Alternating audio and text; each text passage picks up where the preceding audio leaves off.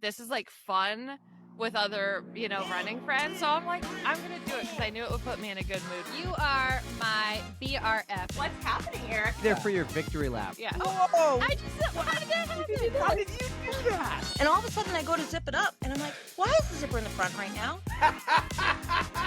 0 out of 10 on the recommendation scale.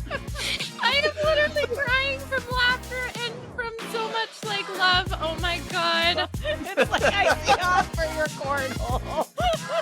And he just smashed Arnie like that and said, you stay out of this, Arnie. And I thought, I don't run to stay sober. I get to run because I am. And there she was, a halo over her head. No, it's not freaking true. Okay. And he steps to the side and just gestures. Here's the tinkle pot. I don't need to tinkle. 1, 2, 3, 4. What's up, everybody? Welcome back to the pod. This is a very special edition episode. As you know, every year I like to drop a little mini best of the breast cancer awareness series because this was so cool. We started with Nikki Bacon back in 2022, and so we got a couple of the great guests from 22, from 23, and from 24 last year. And I love doing this series.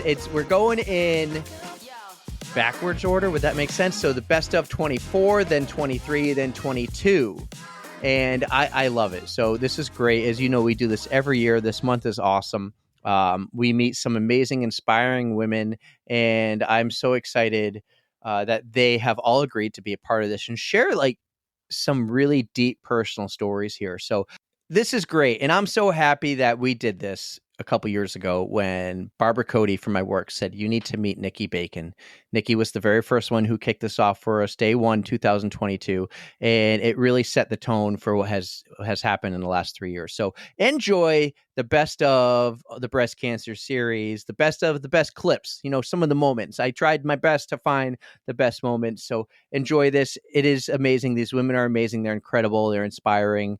Go follow them, go find them, go tell them you're kicking ass. They're the best, guys. Enjoy. We'll be back in a couple days too. So see you then.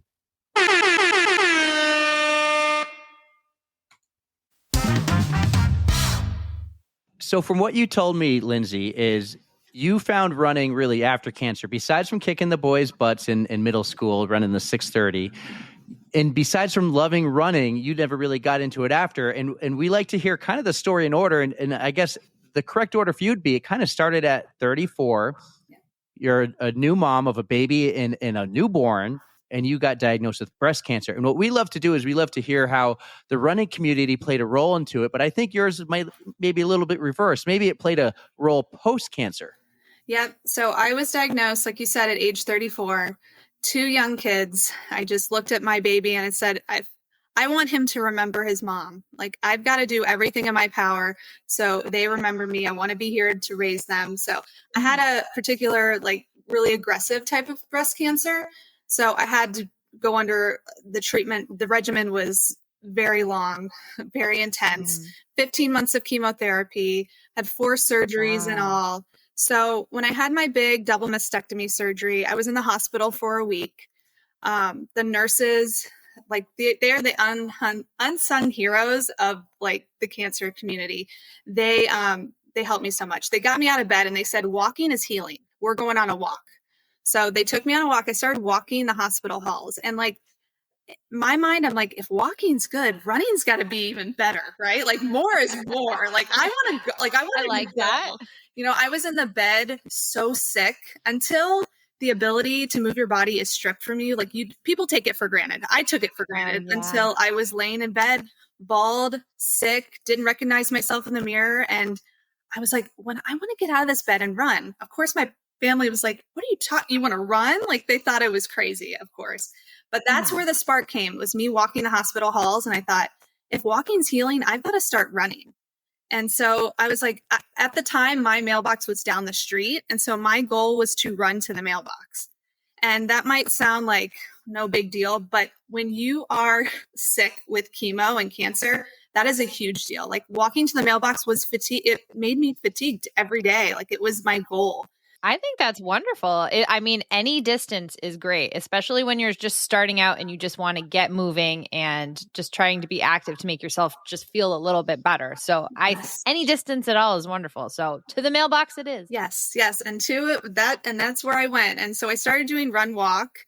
And I would go out. It's so hard. I joked that, they have couch to 5K. I joked that I needed hospital bed to 5K because I was starting at a deficit. Like, it was so hard. It was so hard. Running's hard enough. Like, we all know that. When you start running, it's hard enough. Like, you have to get through. You have to get your second wind. You have to start enjoying it and get through the sucky parts to actually enjoy it. And it was really hard for me with chemo still in my body. But I stuck with it. And then it was so funny. They were having a 5K outside of my neighborhood. And this was, oh, really? Yeah, this was like 2 months after my surgery. Okay. So I've only been running for maybe a month or so. It was not long at all. And I'm like, I can't sign up. I'm not a real runner, which is like hilarious to me because I didn't know anything about the running community. I didn't know anything. I'm like, there's going to be serious runners there. I can't sign up. Here's this bald imposter syndrome, they call it, right? Yes, exactly. So they had a contest where you could enter and they were going to have a drawing. And I won a free entry into this 5K, which I think is like serendipitous because otherwise I would have not signed up. Like, it was meant to be for me to get into that 5K. There we go. So I showed up and I realized, oh my gosh, I need this feeling. The running community, they like welcomed me with open arms. I was so self-conscious. I had a hat on. My head was shaved. I didn't think I fit in. People just talked to me like I was like a normal person. I wasn't a cancer patient for the day, and they cheered me on. All the fast people stayed home. Somehow I got second in my age group, which is like a miracle because I was not fast at all. That 5K felt like a marathon, but it lit something in me. It made me feel alive at a time when I needed it most. I was like, I need more of this. I need more of this feeling. And so that's where it started. And then I was like the 5K queen for like a year, just doing them nonstop and trying to get faster. I was trying to break 30 minutes in the 5K. It took me so long to do that because I was so depleted from the cancer treatment. But I finally did. I shaved a good like 10 minutes off my 5K for my first starting time. Yes. I just kept sticking with it. And it just kind of grew from there. And I never thought beforehand that I would be a marathoner, run a major marathon. Like, if you would have told me that when I was diagnosed first with cancer, I'd be like, sure, like, what are you smoking? What are you on exactly? Because that's not happening. But here I am, and this is what I'm doing. So I love to see the pivot. You're just like, all right, I can do this. I'm getting better at this. What's next? Exactly. What's everybody else thinking during this time? Like your husband, your kids, your family, who thought you were crazy when you first said I want to go running, and now all of a sudden you're out there running. You still have cancer, I believe. You're still going through treatment, and you're doing all these 5Ks. Yes. My husband, he was like my biggest fan. He's like posting me on Facebook. Oh my God, can you believe my wife? She's, doing all of this. I mean, he's my biggest supporter. He obviously watches the kids while I'm running. If you have kids or a spouse, like, like when you're out running for hours, like my marathon training, he's back here wrangling the kids and, taking care of everything that needs to be taken care of. So huge support. And a lot of people, it's funny, you get mixed reviews. I'd get people going like, stop, what are you doing? You're going to hurt yourself. And it was like, okay, if the chemo isn't going to hurt me, I'm basically poisoning myself. I think I'll be okay with a run. So it was funny to get a mixed bag of emotions from people, but most people were very supportive. What's your husband's name? Jason. Shout out Jason. That's the kind of support system we need in this world. Especially everybody knows like parenting is difficult, cancer is difficult, and just having somebody by your side like that, it just means the world. So he deserves a shout out. Especially it's multiples. Sure. Yes. I mean, yes, Eric knows for sure. Yeah. So definitely. Good. Excellent. How long was everything from like diagnosis to the point you started running? So I was diagnosed in December. It was around Christmas time, which is like the absolute worst time to be diagnosed with cancer. I mean, it was like so heart-wrenching. I started chemo in January and my big surgery was in July. And so it was the beginning of July. It was the day after July 4th. I'll never forget. So, but 6 weeks after that was August and I was cleared to work out. I started running. And then my first 5K was the end of September. It was actually this past weekend. It was the end of September. Anniversary. Yeah, my first 5K. So it was very, it happened quickly. But like I said, I was bedridden I was on a very strict chemo that made me so sick. So I was in bed from January basically to May. I barely moved. Like I barely got out of bed. I was so sick, throwing up every day. Like it's definitely not fun, not a picnic. Well, I'm glad you were able to finally feel better and get out and be active and just make yourself a little more happy, because I can't imagine just being stuck in a bed and just feeling awful all the time. Yeah. I feel bad. Especially with the little ones around and everything. That's even worse, because you're too sick and you just can't spend the time with them that you'd like to, and they want to play, and I can only imagine that was what it was like. But that's exactly that's tough. Yeah, it was really tough. It was depressing. I'm also impressed that you picked the middle of the summer in Florida. I know. That's extra badass, actually. And not only is it hot in Florida, it's humid. Yes. I know. When my first run, I said, I'm going running. And my husband's like, okay. And I didn't come back for a while. And he was like, I was getting worried about you. And I came back and my face was like, think of like the ripest tomato you could think of. Like it was I was so flushed. Like you're right. It was the craziest time, but I wasn't letting anything stop me at that point. I just had to get outside. For you. Yeah. Being in bed and just being so sick, just even going outside and being like, wow, look at the trees, look at the sun setting. Like everyone takes so much stuff for granted. We don't even realize it until like I said, it's stripped from us. That's true. That is really true. So now you're doing all these 5Ks, and I mentioned the running community earlier, and how everyone just treated you at your first 5K kind of like a normal person. Maybe they noticed you had cancer. I don't know. Maybe sometimes it's hard to like approach someone who's going through that. But are you noticing the same people? You're doing more and more of these races. Are like you making connections and stuff with everyone, finding the run clubs, or just finding the next fun thing to do? Yep. I joined a run club. I met my best running friend, who I still run with now. This is like 8 years later. Her name is Crystal. Shout out to Crystal. She, Yay, Crystal. Yeah, we would meet every like 5 a.m., 6 a.m. We still do, and run together and just talk about life and connect. And yeah, I would see the same people at the races. I hired a run coach to help me like get a plan going, because I was thirsty for knowledge. Like I wanted to, get faster and run, but be smart about it, because I was going through cancer treatment still, and I didn't want to like overdo it. I didn't want to get injured. I didn't want to, anything to happen. So yeah, I engulfed myself in the running community here. And like I said, they were awesome. I was like the 5K queen, and, I started getting competitive, but more competitive against myself and others too. You're like, I got second in my age group, and my husband would be like, is the first person going through chemo? Like you can't compare yourself to that person. Like you're the same age, but like, who cares, So he has a point. That's very true. Yeah. Oh man. So you mentioned your diagnosis. Okay. And you said like how that team, the Galloway team, was essential there. So let's go to like day one. Let's hear as we always like to say on the podcast, spare no details, but tell us your breast cancer story here, but then also tell us about how Jeff Galloway and his team and running in the Run Disney community like really helped and supported you through that. Okay. Well, I joined the customized group, and Chris Twiggs, April of 2023.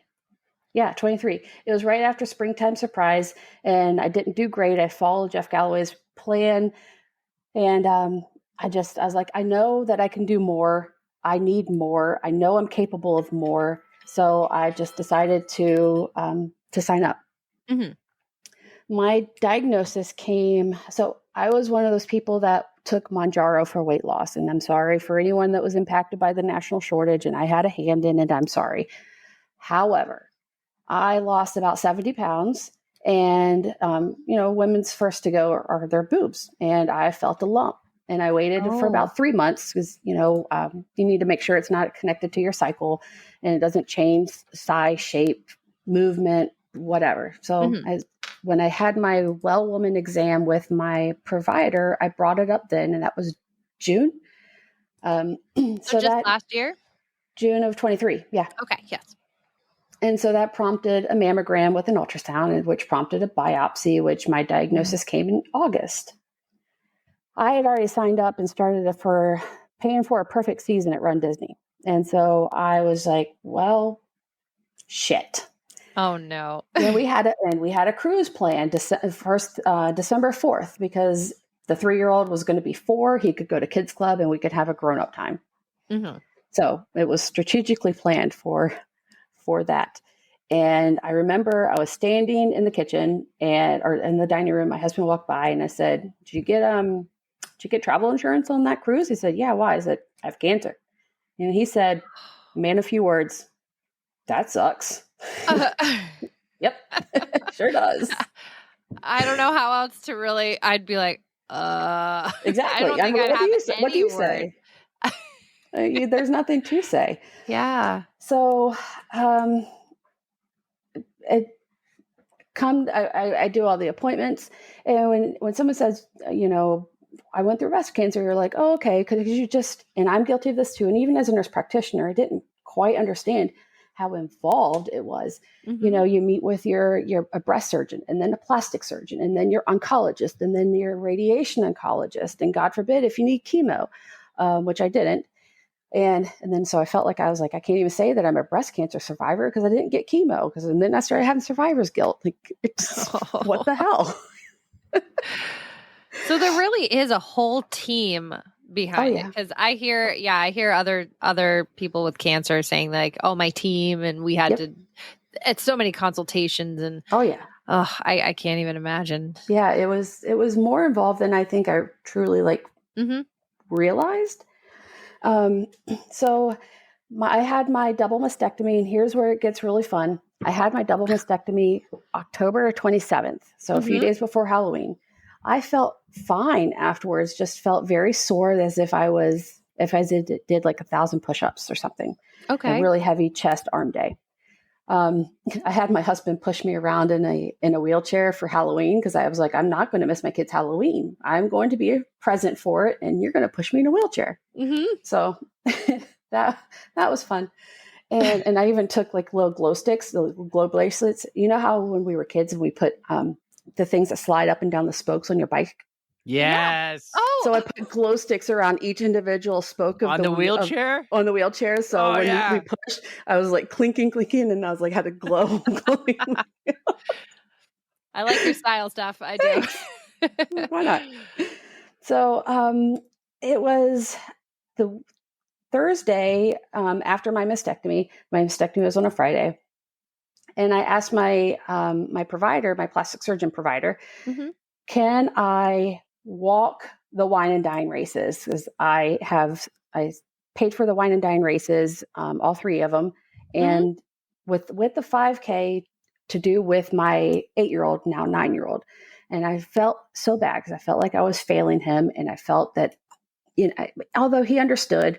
And pro tip, don't leave a book out that says, so you have breast cancer, when your kids can read.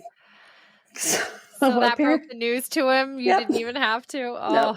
And then so he went to my husband. He's like, does mom have breast cancer? He said, yes, she does. He said, okay. I'm like, oops. Well, was that a good thing or a bad thing that he saw it without you talking to him? I don't know. I don't know.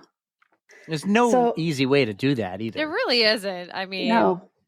But at least he has his best friend whose mom was going through the same thing, who I mentioned earlier, Dawn. She's just an amazing person, and so at least he had his friend to talk to if he needed to.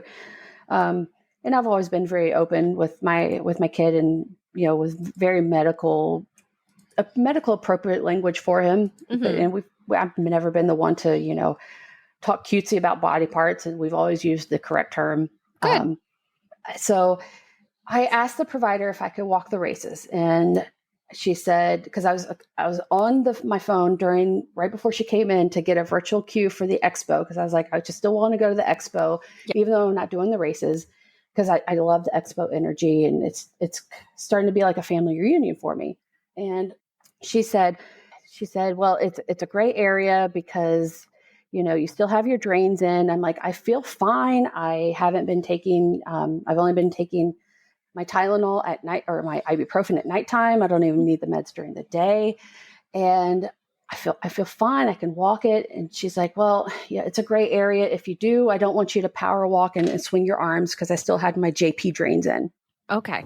So, me hearing that, I'm like, she said yes. Selective hearing. So I remember like walking out of there in tears, and I called my husband, and we can cuss, right? Oh yeah. I said, okay. I said, guess what? She said I can do the races. No fucking way. Are you fucking kidding me? No fucking way. I'm like, yes, she did.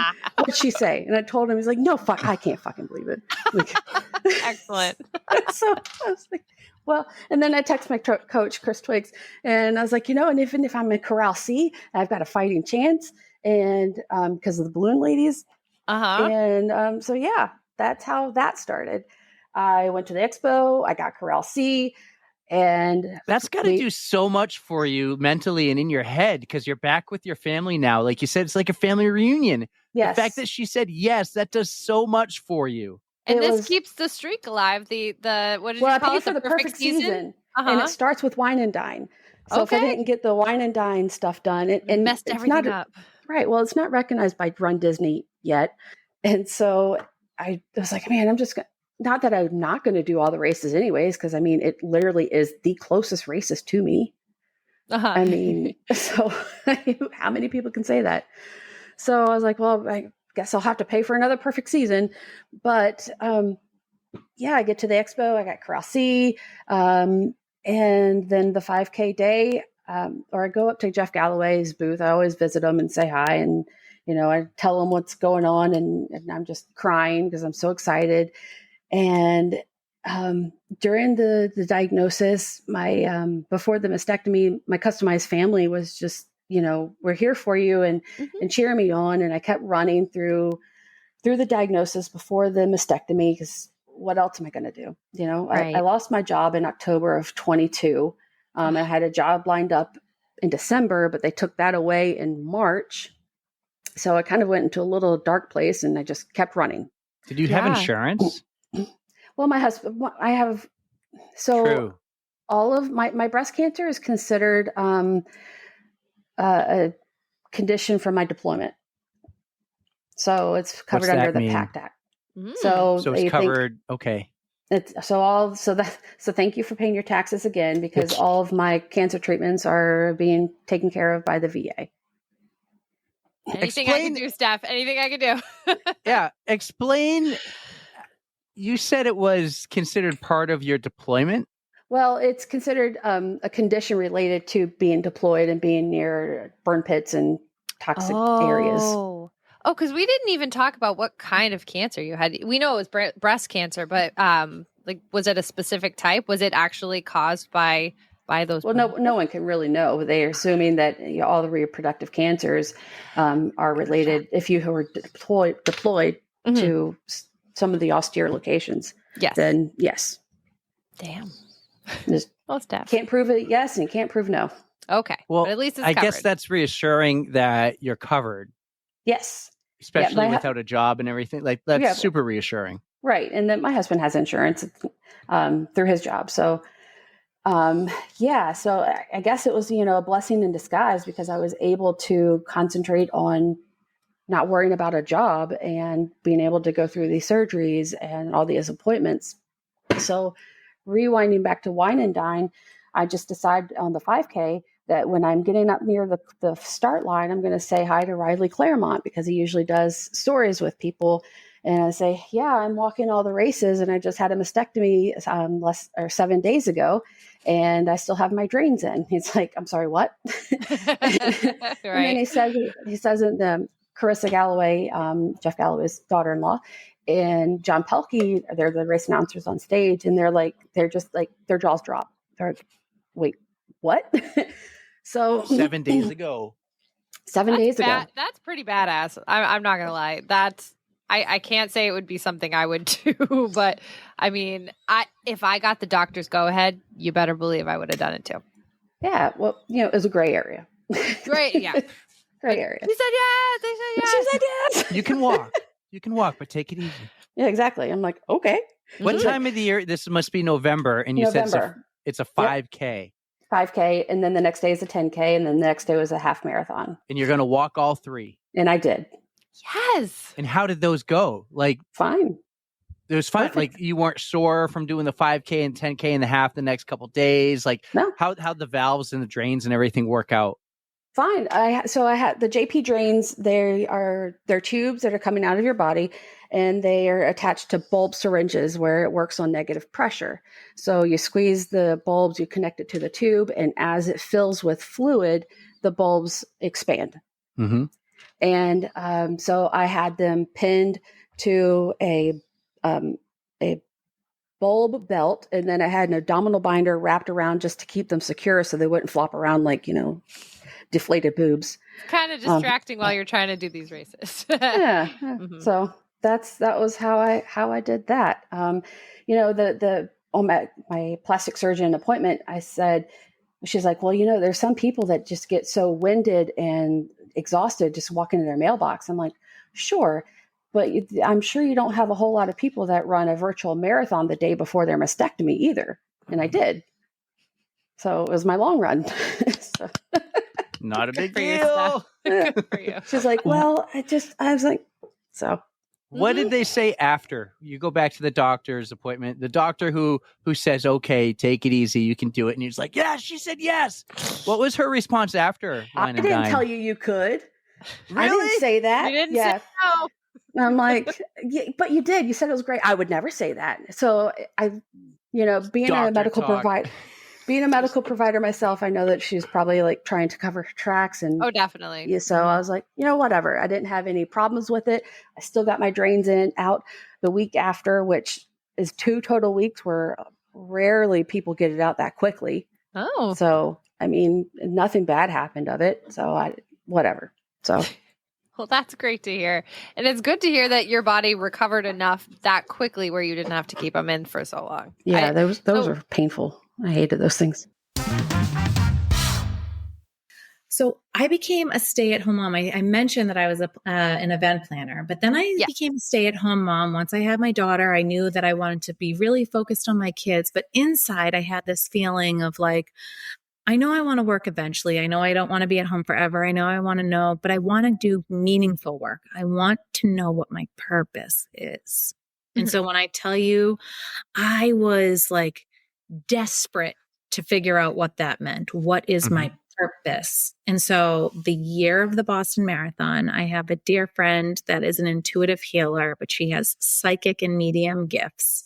And so I was like, you need to tell me, like, what is my purpose? And we would do all of these things, like to have conversations around it. And finally, she just was like, oh my God, Christina, for God's sakes, when you tell your story, you will find your purpose. And I was like, what does that mean?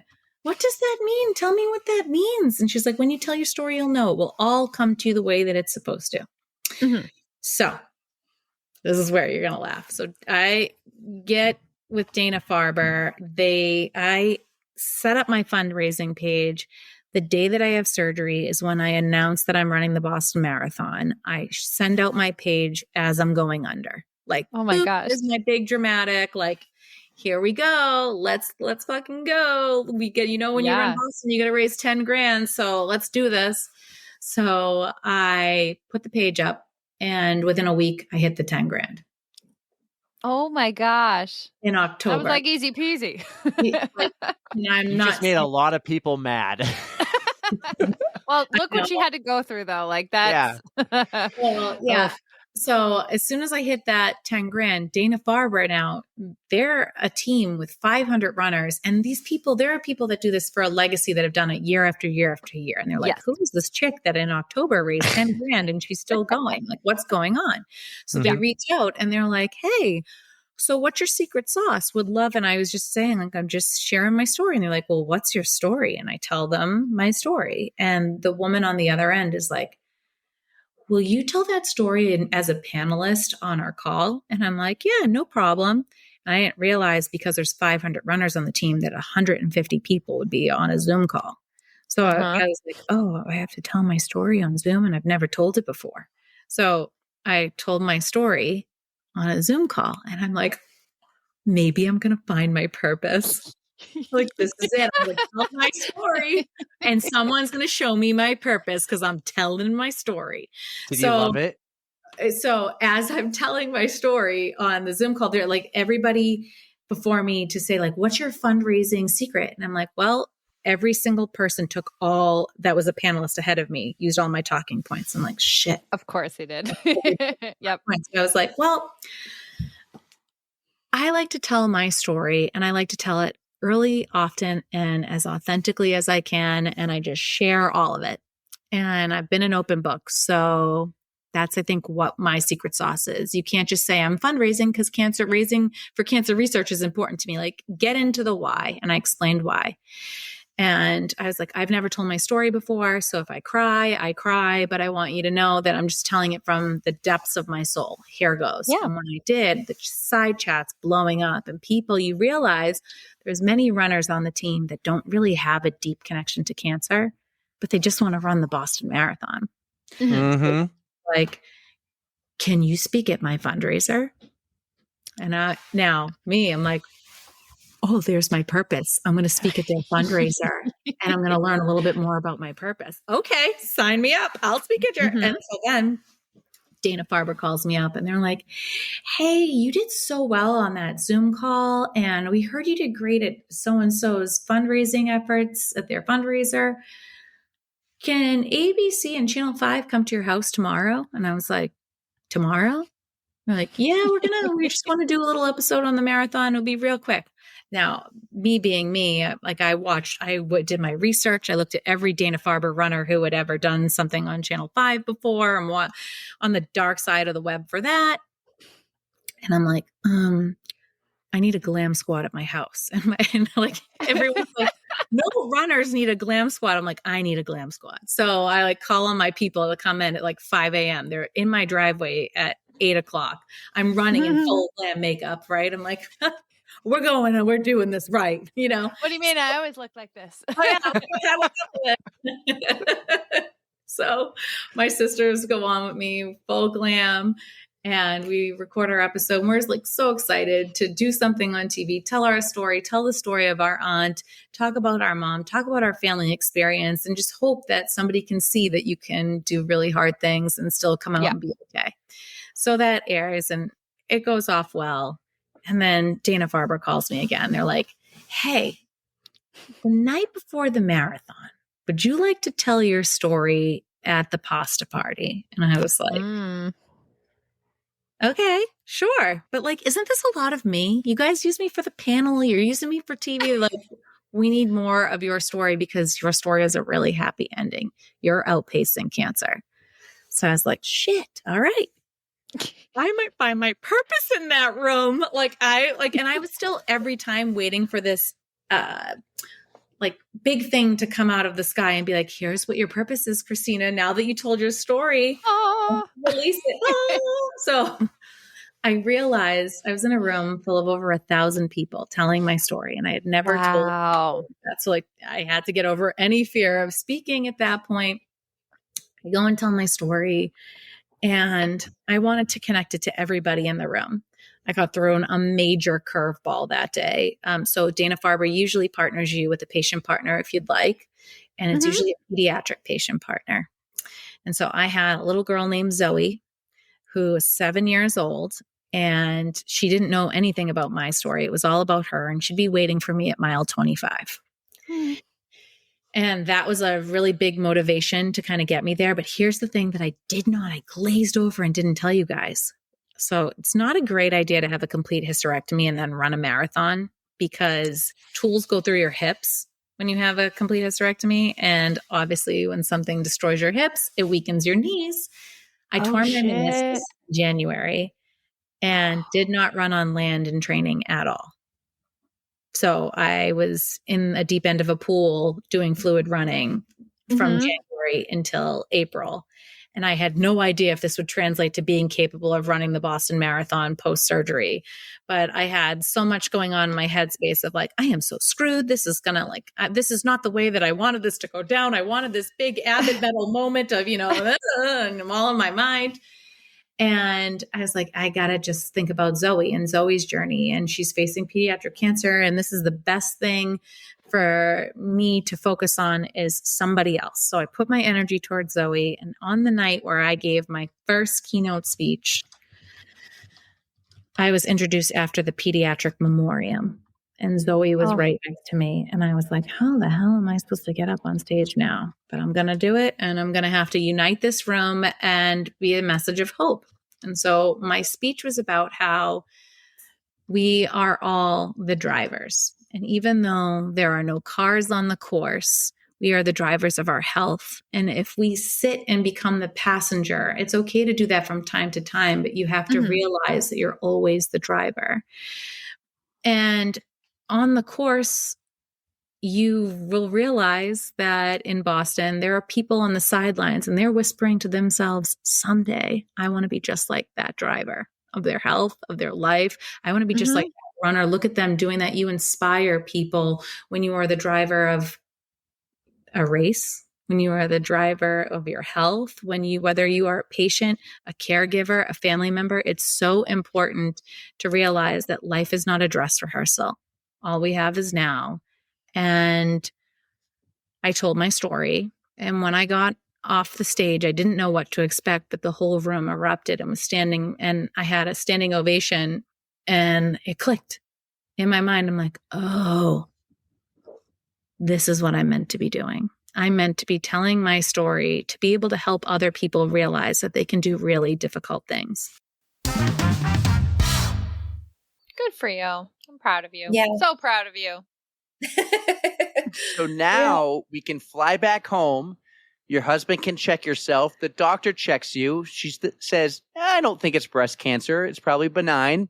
Yep. Now talk me through leaving Tokyo to the Boston Marathon. Okay. So I found out after the biopsy was on a Friday. Of course, that's great to do something like that on a Friday because now I got to wait all weekend. So I just filled the weekend with family, friends, kept myself busy.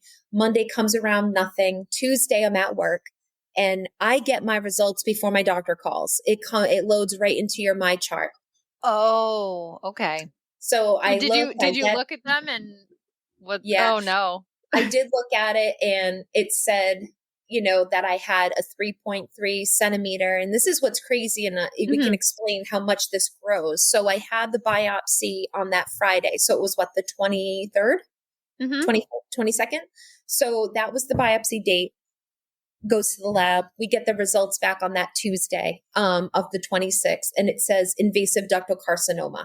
So now I know it's invasive. It's moved from the origin where it started.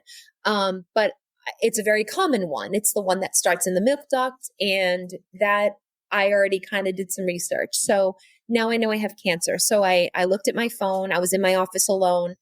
I did cry for a few minutes because I was like, my life is so different.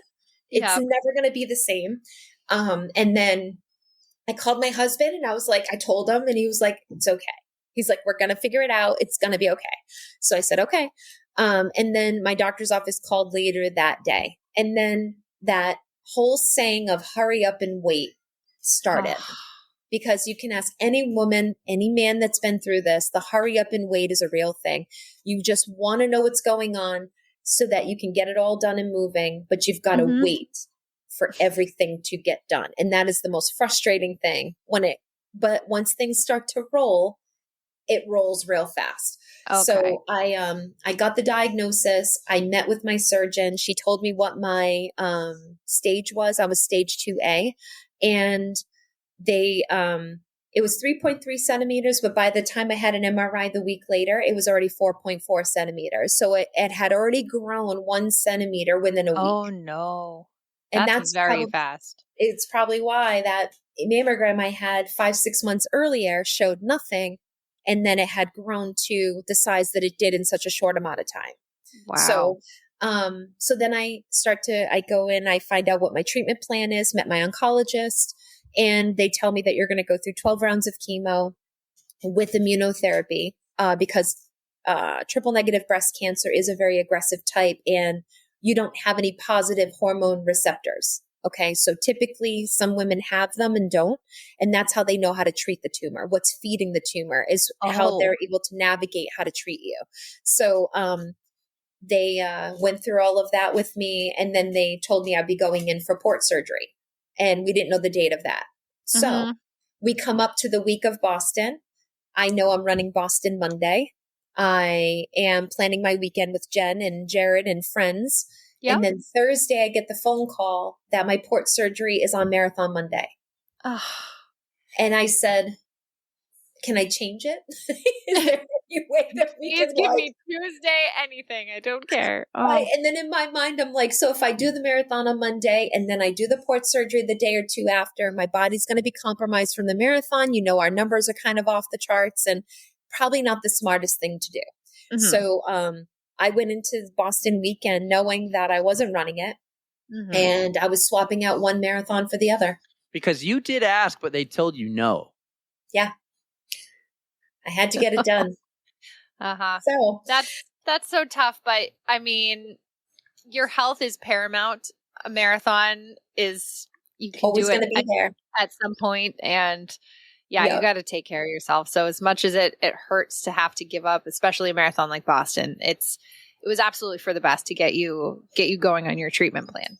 Talk about the Boston weekend, the whole expo, because you did all the things. You ran like the 5K. You talked to a ton of people. And I think you just told people. And I think you were just telling people like, yes, I'm running, because you were tired of telling them why you weren't running the race. And then tell us about the one person you did run into. And Jared says, it's okay. You can tell her. Sure. So I ran into a lot of people at the expo, and we saw Allie on the run. We went and sat and watched her on stage, which I really felt like I needed to see her. I had to hear her because this was so new for me and I was scared to death. And she was already going through it and so strong and positive and so raw and honest about everything she was going through that I felt like I needed to feel and see her energy. So like we went and saw her on the big stage and met a bunch of different people there, met Mary McManus. That was awesome. Got to meet her and Jared and stuff. And we were walking around. And so I'm walking down the road and I run into Marty Clark. I don't know if you guys know Marty Clark, but Marty Clark and I have been following each other for about 5 years since I started to ever really get into running. And him and I just virtually would throw each other good comments on posts. And that's really all it's ever been. Well, I'm walking down Boylston and Marty Clark is standing in front of me. And I go, Marty Clark. And he goes, Candace. He's like, what? Now, Letty is inside the Bank of America bank where the big yellow unicorn head was. And Marty knew her. So I'm walking up to Marty and he's giving me hugs. We're taking pictures and I go inside to take a picture with the unicorn and there's Letty standing there. And I recognized her right away. And Jared and I, we all started talking to her and, she was like, asking me a couple of things about the race. And she's like, are you running on Monday? And I was like, I felt like we're in such a close-knit space that I was like, I probably should just like tell her I'm not. So she was the only person I really told that I was not running Boston. And she was like, ooh, we might have a podcast episode in the near future. We should definitely talk. And then we connected that weekend and she's amazing. I absolutely love her. She's and for those of you who don't recall, Letty Lundquist has the Running Marathon podcast. And she was episode 95 on our podcast just after you. So you, Letty, and Jared were all within like 7 podcast episodes of each other. You're all three of you are in the Bank of America together with the golden unicorn taking photos. And it was so cool seeing the pod fam together. I love that. I love that because I feel like every time I go to something that's pertained to a local big race that I'm going to find one pod family member anywhere we go. And I'm like, it's very uplifting because all of us really look forward to running into each other and catching up because we have this one podcast episode and then we wonder how each other's really doing behind the scenes of your running posts. So like, it's nice to run into each other and do the catching up. And so, but yeah, it was nice to see Letty. But yeah, the majority of the weekend, I was kind of tired of telling people that I'm not running because they would go, well, why aren't you running? And then I have to tell everybody what's going on. And to be quite frank, I was very emotional not running on Absolutely. Monday and having surgery. And then I knew chemo was coming right after. So like I was kind of over it. I didn't want to talk about it. I wanted to enjoy the weekend, enjoy my friends. Oh, I don't blame you at all, Candace. Yeah, I just was over it. I was like, I just don't want. And also, you don't want to be a Debbie Downer when everybody's on the high of Boston. Yeah. Who wants to talk about that? Nobody does. Aw. Who wants to talk about breast cancer? We're here for the marathon. Like, stop ruining everything for us. How dare I? So selfish. So, I was like, I'm just not going to do this anymore. But yeah, it was, I did run the New Balance 5K, that Friday night that we got there. That was super fun. There was a big meet and greet after. So yeah, we had a really great weekend. We went on a couple of tours, met a couple of authors. Like it was really fun. Yeah. You didn't tell a lot of people about you having breast cancer, at least at this time, but you did tell your charity. And what did your charity tell you? So I was running for the Korean church that is at the Start in Hopkinton. I was the solo runner for that church, which was really an honor.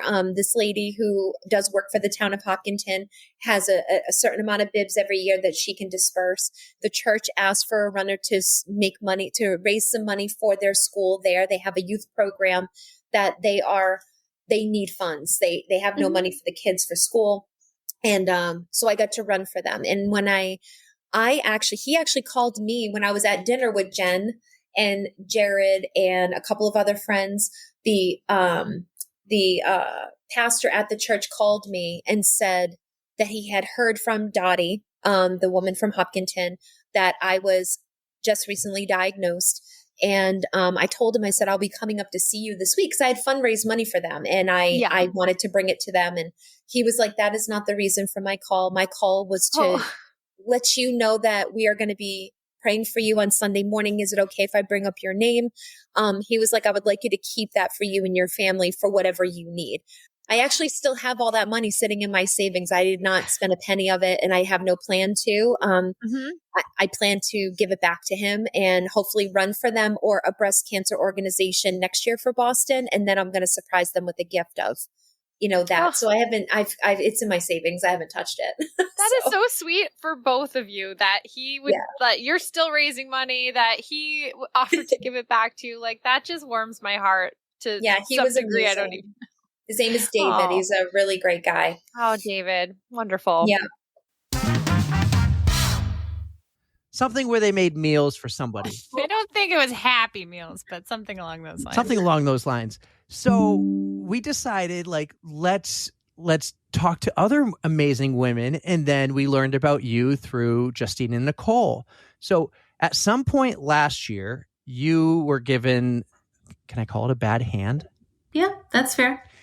You were given like a bad hand, a bad diagnosis, or something happened where you just found out some very unfortunate news. And I know you had this, the story is amazing, but can you tell us like your story from the beginning and what happened and how everyone like jumped up and supported and how you did this, family and friends and everybody, the 5K for Jay? Yeah, for sure. So I was diagnosed last July, July 8th, but I suspected something was wrong a lot earlier. So this September prior to would have been September of 2021.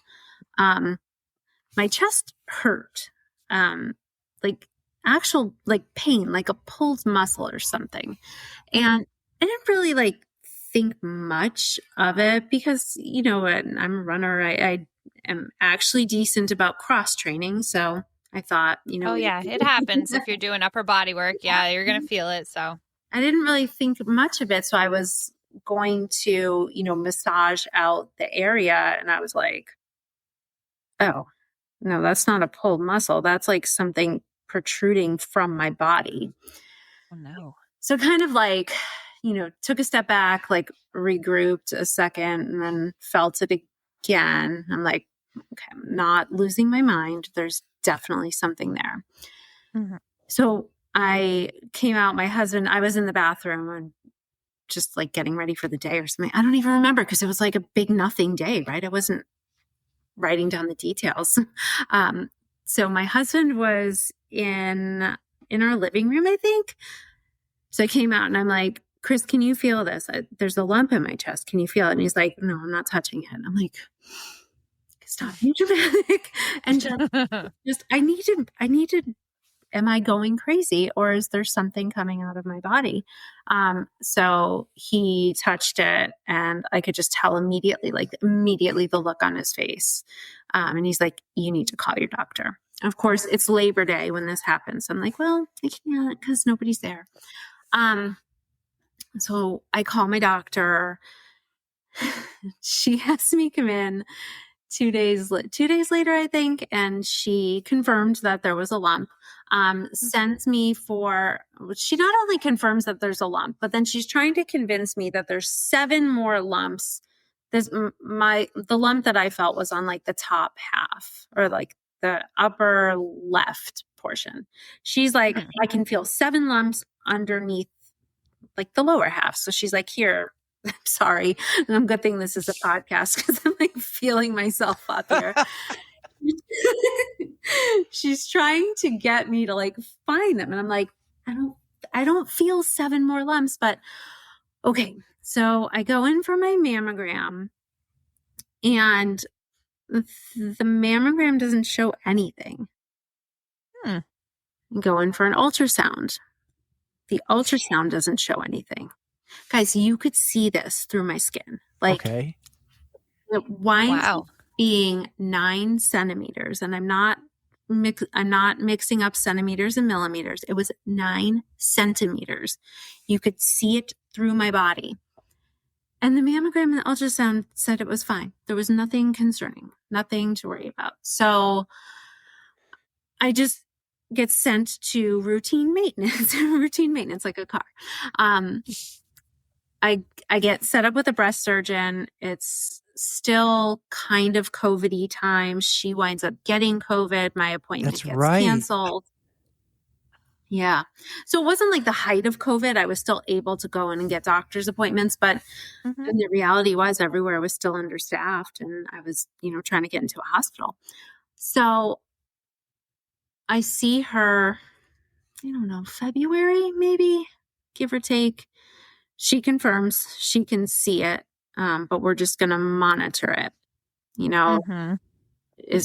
you feel it? Yeah. Is it painful? No, not really. So I want to say my second visit with her, we were still kind of just on the monitoring plan. And then my third visit, but I could be wrong about that. It could have been the second one. I may have only saw her twice. So she asks me at that point, she's like, okay, well, it's still there. It's obviously not going away or getting better. She gives me the option of having a biopsy or waiting until my annual mammogram, which would come up in September. And I just said, okay, well, what are we going to do in September? We'll probably biopsy it. I'm like, can we do it now? So I had to. It's just another one of those frustrating stories where like you have to advocate for yourself because I don't know. It's scary to think if I had just, and normally I'm a pushover. I'm the first to admit it. Like I fight all day in court for my clients. Like when it comes to myself, I'm just like, whatever, I'll get through it. It's not that big of a deal. But for some reason I pushed for this one and I said, no, I want to have the biopsy right now. And I'm really glad I did because it's scary to think that if I had waited until September when she wanted me to, have my annual mammogram, like I could be dead right now. And it's just so weird and bizarre to think about. Right. And it's already been 6 months since you first felt the lump. It took 6 months to get 2 appointments. That's a long time. That's wild how long it takes. I know it was COVID and people were getting and scheduling, but like that's wild. 6 months later. Yeah, it's crazy to think like you could see this lump coming out. Like you could look at me. You didn't even have to be a doctor and you could see it. But I don't know. Was it growing during that 6 month period? You said it was 9 centimeters, or was it just always the same? I don't think it grew. I don't ever recall like touching it and thinking, oh my gosh, it's so much bigger now. But I also kind of think that once I had the mammogram and the ultrasound and got like the clean bill of health, I think I kind of just like moved on with my life, if that makes sense. Like, I think I was still kind of weirded out that it was there and I didn't really have like an answer, but I don't think I paid as much attention to it. At least that I can remember in chemo, really. I mean, you go and trust your doctors, and if they don't seem so alarmed about it, why should you put that stress on yourself? But yeah, it kind of boggles my mind that if your first doctor found like you had the one and then she found 7 others, like how it just doesn't make sense to me how she could be so lax about it. There weren't 7 others, just to be clear. Oh. I was like, oh my God. My primary care physician definitely was like, there's 7 underneath here, but my breast surgeon. Okay, so it wasn't, but. No, sorry. I should have cleared that up. No, but still, like, it just, I would be more alarmed. Like, I don't know, it would freak me out. And you have to trust your doctors, but then again, like, what do you do? And I think I just wanted so badly for it to be nothing that when I was told, like, you had a mammogram, you had an ultrasound, like, we did the extra steps, I think I was just happy, like, okay, like, moving along. I have a weird lump and it's just part of me. And yeah, so. So you advocated for yourself like 6-7 months later and you got the biopsy. Yeah, so it was, and this another like frustrating medical story.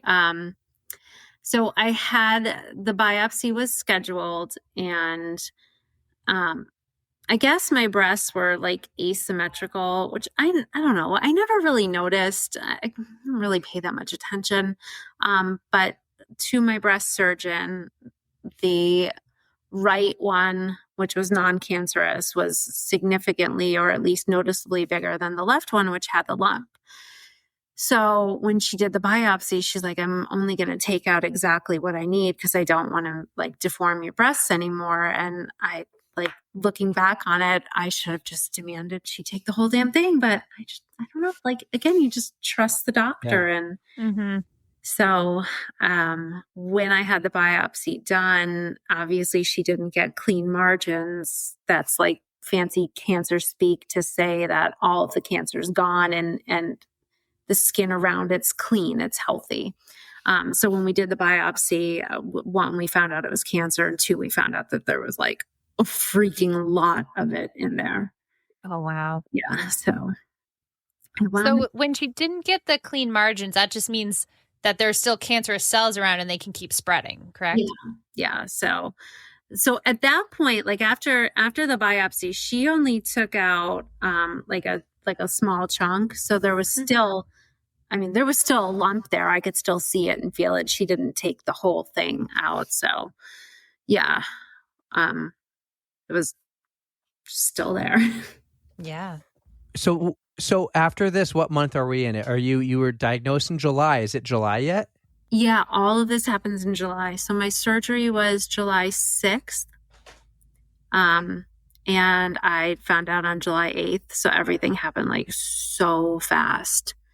And then, so I got the diagnosis on July 8th, and I don't remember what she said, but maybe it was something along the lines of, it's bigger than I thought, or I think, let's go with that, because that makes the most sense. And that's probably what happened, is she said it was bigger than she thought. So I wound up having to have an MRI. Yes, an MRI. I think that got scheduled like the next week. I think I found out on a Friday, and I want to say the appointment started like the following week. Everything was just so freaking fast. So when I had the MRI, that's when we found out that it was just like, it was the size of a plum. Wow. Holy crap. Yeah, it was freaking big. Yeah, humongous.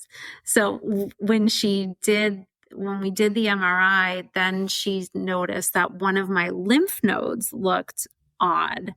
And I don't know if my doctor was just like never wanted to be the one to bear bad news, be the bearer of bad news, but she was basically like, "Oh, it's probably just because you had the surgery, but we should go in and biopsy it and make sure that that's fine." But she was like so convinced that the lymph node was like distorted because I just had the biopsy. She was wrong. So we then found out that there was cancer in the lymph node too, which just meant that it was kind of like, starting its little progression throughout my body.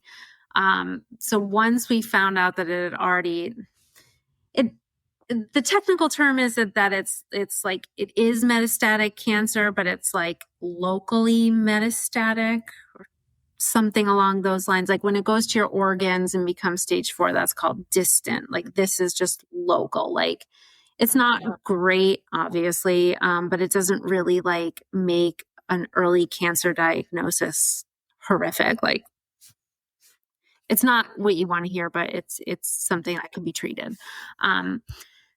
But because like it was in the lymph nodes, which connects your body, I don't understand science at all, but I think like the lymph nodes is how stuff moves through your body. So then we had to check my liver, my lungs, my bones, and my brain. Oh, wow. So I think my liver was first, and like, of freaking course, there's like 2 spots in my liver. So now I'm freaking out. I'm like, oh my God, this is so much worse than I thought. So I wish I could remember all the technical names for the tests, but I had like whatever the basic test was on the liver first, like, I don't know, like just a CAT scan or something. And then we had to up the ante, and I had to have like the dye put inside of me. And like I was on an IV and I was in an MRI, but those wound up being like, I think the word was like hepatic cells or something. I don't know, formal word for not cancer. Okay. So that's good at least. Yeah. But like, unfortunately, that was the first test that I had. Like we hadn't even looked at my brains or my bones yet. Oh, no. I don't know. Let me ask, but those are all fine. Let me ask you this, because I'm amazed how long this took. You felt that first lump and you saw it on Labor Day. You weren't diagnosed for another 10 months, but you went to doctor's offices. You even talked about, let's do a biopsy back in February. So 6 months after when you first felt it. Then you actually have the biopsy in July. So everything seems to be like, we got time, not a hurry. Is everything now speeding up? Like, oh, we got to do this test and that test and do all these things. Like, are they realizing now, like, you just waited 10 months, almost a year. Not you, not you, Jay. This isn't your fault. But, and I don't want to blame anybody either, but it's been 10 months. It's like, now you're realizing we might have to up the ante here. Yeah, I think so. I mean, everything just went by so fast. I was diagnosed on July 8th and I had my first chemo on August 5th. And like, that's just freaking so fast. But after all the testing came back, it did wind up being stage 3, grade 3, which is the most aggressive. Like it doesn't really get much worse than that. So yeah, we kind of, everything just went into high gear. Once we knew it was contained to my breast, and didn't spread anywhere else, we put the treatment plan went into place so fast and just, I mean, I won't say where I started my cancer treatment. I'll be happy to say where I'm finished and where I'm a patient now, but I won't name names, even though I want to. But I didn't even get the like chemo education course. So everything I learned about the do's and don'ts of chemo, I either learned through my Instagram group, The Warrior Women. Yeah. Or I Googled it. Like no one told me you can't have grapefruit while you're on chemo. Like it could interact with it. Like, no, I didn't. Not that I eat grapefruit anyway, but I mean, I do like grapefruit seltzer. So. But that seems like an important thing you want to tell. Like if it's going to make your chemo less effective, like nothing, man, I didn't, nobody had a conversation with me about, don't drink alcohol when you're on chemo. Again, not that I did, because I felt like I was on my deathbed most days, but just nobody told me what to do or what not to do. Like, I felt like I was flying by the seat of my pants. But in the same breath, I was so grateful that it didn't have to get drug out. Because I mean, if I had waited for the chemo education class, like, who the heck knows when that would have gotten scheduled. And again, at that point, I was already thinking, like, this needs to get out of my body. Right. And I'm not waiting. Well, it's amazing, like, what the internet can be. Because they say, like, don't Google when you feel something, don't Google it, right? But the other side of that is you could go to Instagram or TikTok or YouTube and you can learn about the communities or the support systems, or like what not to do or what to do. And I think you found that in Instagram, because I think before we even met them or talked to them last year, you already knew who Angela was and Nikki, or maybe not Nikki, but Jackie for sure. You knew them. And there's this Instagram community of women who are going through the same thing you were going through, whether it was stage 1 or stage 4, you guys all connected. Yeah. So we have a group now. There are 8 of us, I think. I'd have to go back and count. I think it's 8. We are all marathon runners or runners of some sort. I think everybody in the group is either actively training for a marathon or has run a marathon. We're all about similar age range. I think maybe Ange is a little on the like she's the oldest one and she's not very old. So it's scary to think that there's this like community of healthy young runners who are all going through breast cancer, but in the same breath, it's just so wonderful to have them. Like, I don't know how I would have gotten through everything that I've gotten through, even now, because they all finished treatment. I was like the last one to finish treatment, like the baby of the group. So they've all at least have some experience with like the stuff I'm going through now. So I'm forever asking questions like, is this bump normal? Like, what do you do when your shin hurts? Like, anybody have shoulder pain today? So it's been amazing. Like, just having that support. I'm glad you have such a nice support system. I mean, they're such a wonderful resource and they've been through it firsthand. I mean, I don't wish this upon anyone, but if you can rally together and help somebody, it's such a nice thing to have. But it is. So how long did you go through how long was your treatment for this? And did you just do chemo? No, I wish. If this story could only be like that neat and tidy and wrapped up in that bow. Mm-hmm. So I did chemo. I started in August with what is commonly referred to as the red devil. Ooh. Yeah, to this day, I don't like that. That doesn't have a good ring to it. I don't know how to pronounce the name of it. It's like shortened to AC, nicknamed the red devil because it's bright red. When you like in the IV bag, like it's bright red. Ooh. Yeah, I'll send you a picture later. It's that's kind of scary. This one's not in an IV bag. It's in you know what it looks like? It looks like you're at a Halloween party and like the sexy nurse is walking around with the Jello shot in the big needle. That's how. Wow. So it goes in through an IV, but the nurse has to like pump it in through this needle. I'll send you a picture of it. The sexy nurse or the bag? I don't think the syringe. I think my nurse was cute, but she wasn't wearing the sexy nurse costume. Although I'm sure some of the like 80-year-old men in there would have appreciated it. Yeah. So anyway, I started that in August and I was in chemo. So the first, God, my memory is awful. The first 8 weeks, the first 8 weeks, I went every other Friday. I had the red devil, and then one was the A and one was the C, and I can't remember which was which, but I got the red devil, the Jello shot one, and then an IV like in a bag. So I got that for 8 weeks. And then for 12 weeks, every Friday, I went and got, it's called Taxol. It was the easy chemo. So if there's such a thing. Yeah, right. I mean, after the Red Devil, it really did feel like a lot easier. Yeah. Like I was much more able to function. I wasn't quite as sick all the time. I wasn't sleeping all day long. But it was still awful. It was still chemo. So is the Red Devil, is that like the first step, like the most aggressive kind of chemo that is just trying to kill it? Like I'm not sure exactly how it works, but it seems like that's kind of what it is. Really it sounds like it's knocking you out. I didn't have that chemo education class. Yeah, so I'm just kind of like guessing still at like what I went through, which is really shocking and disturbing saying it out loud.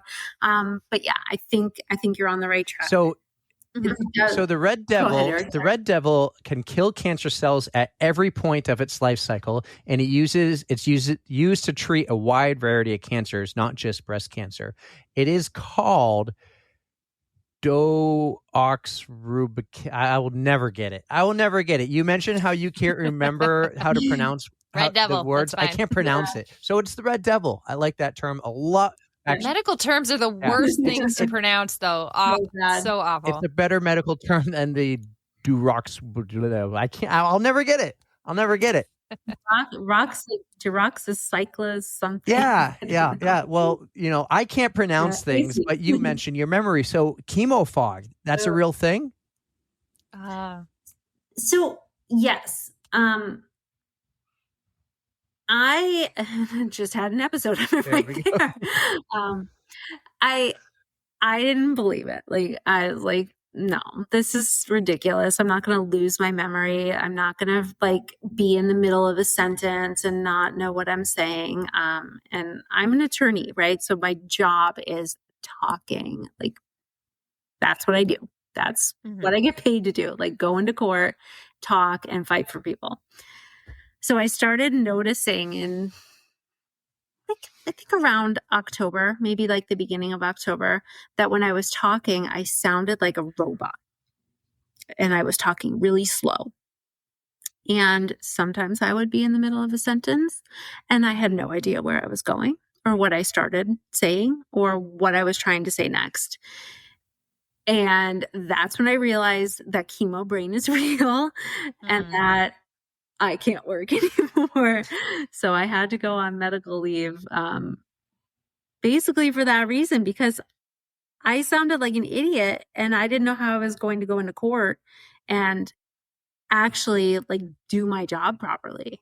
So I worked all through AC, the Red Devil, the one that makes you super nauseous, the one that like makes you sleep all day long, the one where like you can barely get out of bed. I somehow worked. I have no idea how I worked. None. No clue. Looking back on it now, I was like so sick all the time. And it's just mind-boggling that I somehow showed up to my job. And I think there's your will again. I think I did okay. See it. Like nobody complained about it. Probably because I was like the sad little chemo girl. Like no one's gonna complain. Your past clients are probably like, geez, I can't believe we won that case with her having chemo brain. She's a really good lawyer. Right? Or maybe the judges just felt so bad for me. They're like, whatever you want, Attorney Duncan, just go home and go to bed, please. You look terrible. So was your job like cool with you taking that medical leave? Like they were supportive enough in your journey that they let you take all the time you needed? Yeah, they were great. They were really great. No complaints. They just let me go. Good. It was, I'm back to work full time now. I was definitely not cut out for not working. I mean, okay, yeah, fine. Who doesn't love sitting around, being lazy, watching TV, like not having to get out of your pajamas? But then all of a sudden I was like, I think I'm having a mental breakdown. I need to be around adults. So I'm very happy to be back at work full time. It's annoying now because when I was, either working from home, now I'm back fully in the office. But when I was working from home or not working at all, it was so easy. I could just get the boys from school. I could get them from their practices. And now it's like, I'm in Manchester. I have to be back in Brookline by 4:30, 5 o'clock. Like, it's impossible. I have to leave work early every single day. But it's fine. It's fine. So we're in October, and we'll continue that journey in a moment. But let's go back to July when you were diagnosed. And let's talk about Justine and Nicole, because at one point they told us kind of how you shared the news with them, but then they really like jumped up and they're like, we're going to do some things for you. Maybe they didn't know right away what they were going to do, but then they decided on the 5K for Jay. So take us back to when you told them and what your friendship was like from that moment on. Yeah, I'd say that was definitely like a defining moment, right? In a friendship. I think I just remember texting them both separately and asking, like, do you prefer bad news over the phone or by text? And I think Nicole wanted a phone call and Justine said text was fine. I think I might have it backwards. They probably remember better than I do. So I that's kind of as much as I remember in terms of breaking the news. Like, I asked, like, how do you want to know something that's absolutely horrible? And then I delivered it. And I think by that time I had, I'd certainly told my husband and my kids. And I think I had told my parents, my siblings, and like my cousin that I'm really close to.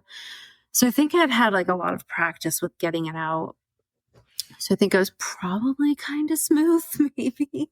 The next thing I know, I think it was Justine. And I think she said, do you mind if Nicole and I put on a run for you?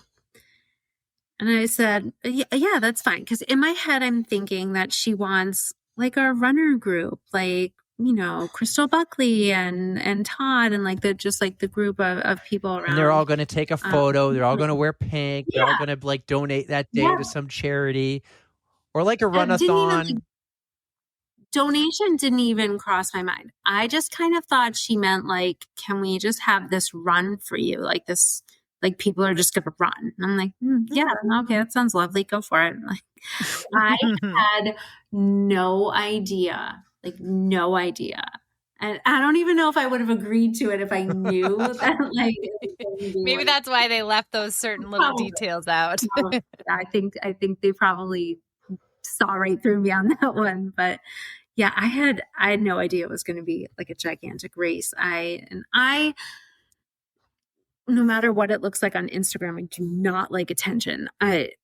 Like Instagram attention is fine, whatever, because it's just my phone and it's not like really real all the time. But in-person attention, don't look at me, don't talk to me, like don't make a big deal out of me. I don't like it at all. So it's a very uncomfortable day for me. Meanwhile, I'm bald and I think I had lost my eyebrows and my eyelashes like that week. So I'm like, cool, I look like an alien now, just in time for this race. Yeah, I was not expecting. I was expecting a group of people running around like Manchester or something silly. I was not expecting a freaking 5K, like a legit race with a finish line. Well, people did that. People actually who couldn't make the 5K, they did group. We have friends of ours who I don't even know if they're friends of yours, just they know of the story, the 440 crew. They did a pink run for you the week. Yep. A lot of people signed up virtually and they did their runs, and other people did something who couldn't make it. They still ran for you. So it still happened. But again, this 5K for Jay was much bigger, I think, even for them than they imagined. At one point, Justine's like, I can't have 200 people walking in my house and using my toilet and having the pipes burst. I need porta potties. Like, it turned into such a big deal. You had like Total Image jumped up and they donated some stuff. I think, the arts, maybe some timing and scoring. My dad came out of retirement and DJ'd. It's been like over 20 years since he did that. You had all these organizations like Runner's Alley, and I'm gonna miss and forget a ton of them. You had bakeries and stuff donate money or donate gift cards, donate gift baskets. Do you remember the size of that Hershey's chocolate bar? That was my sister. So she donated that. I forget. And she might have been working. She's in food sales. She might have been working there. My daughter won that in the raffle, and it's parts of it are still in the fridge. That's how big it was. Like, it's buried in the back because we don't want them to see it. Does chocolate go bad if it's just 10 months later? Does it go bad? It's been almost a year. No, I don't think chocolate goes All right, bad. I'm allergic. So It I would don't know. never last around. I have zero willpower with sweets. That would not last. Would you like me to in bring my you house. like a big chunk? We're talking. This is still big. I can bring it for you. Sure. Yeah, Send me a check. you can give us the 1-year test. Is chocolate still good? But okay, everybody stepped up. Do you remember how much money they raised? Yeah, it was like $5,000, I think. I mean, it was $5,334 to be exact. Yeah. We're talking New Hampshire, small community, just doing this on Instagram. I mean, we tried to get WMUR to say something, but it was maybe we asked too late. But just this small little community came together and raised $5,000 that really helped you and your family out. I have no clue how you use the money, and I don't care how you use it. You could have used it for groceries, you could have used it for bills. You don't need to use it for cancer stuff. People just wanted you to have something to help, and people wanted to be helpful.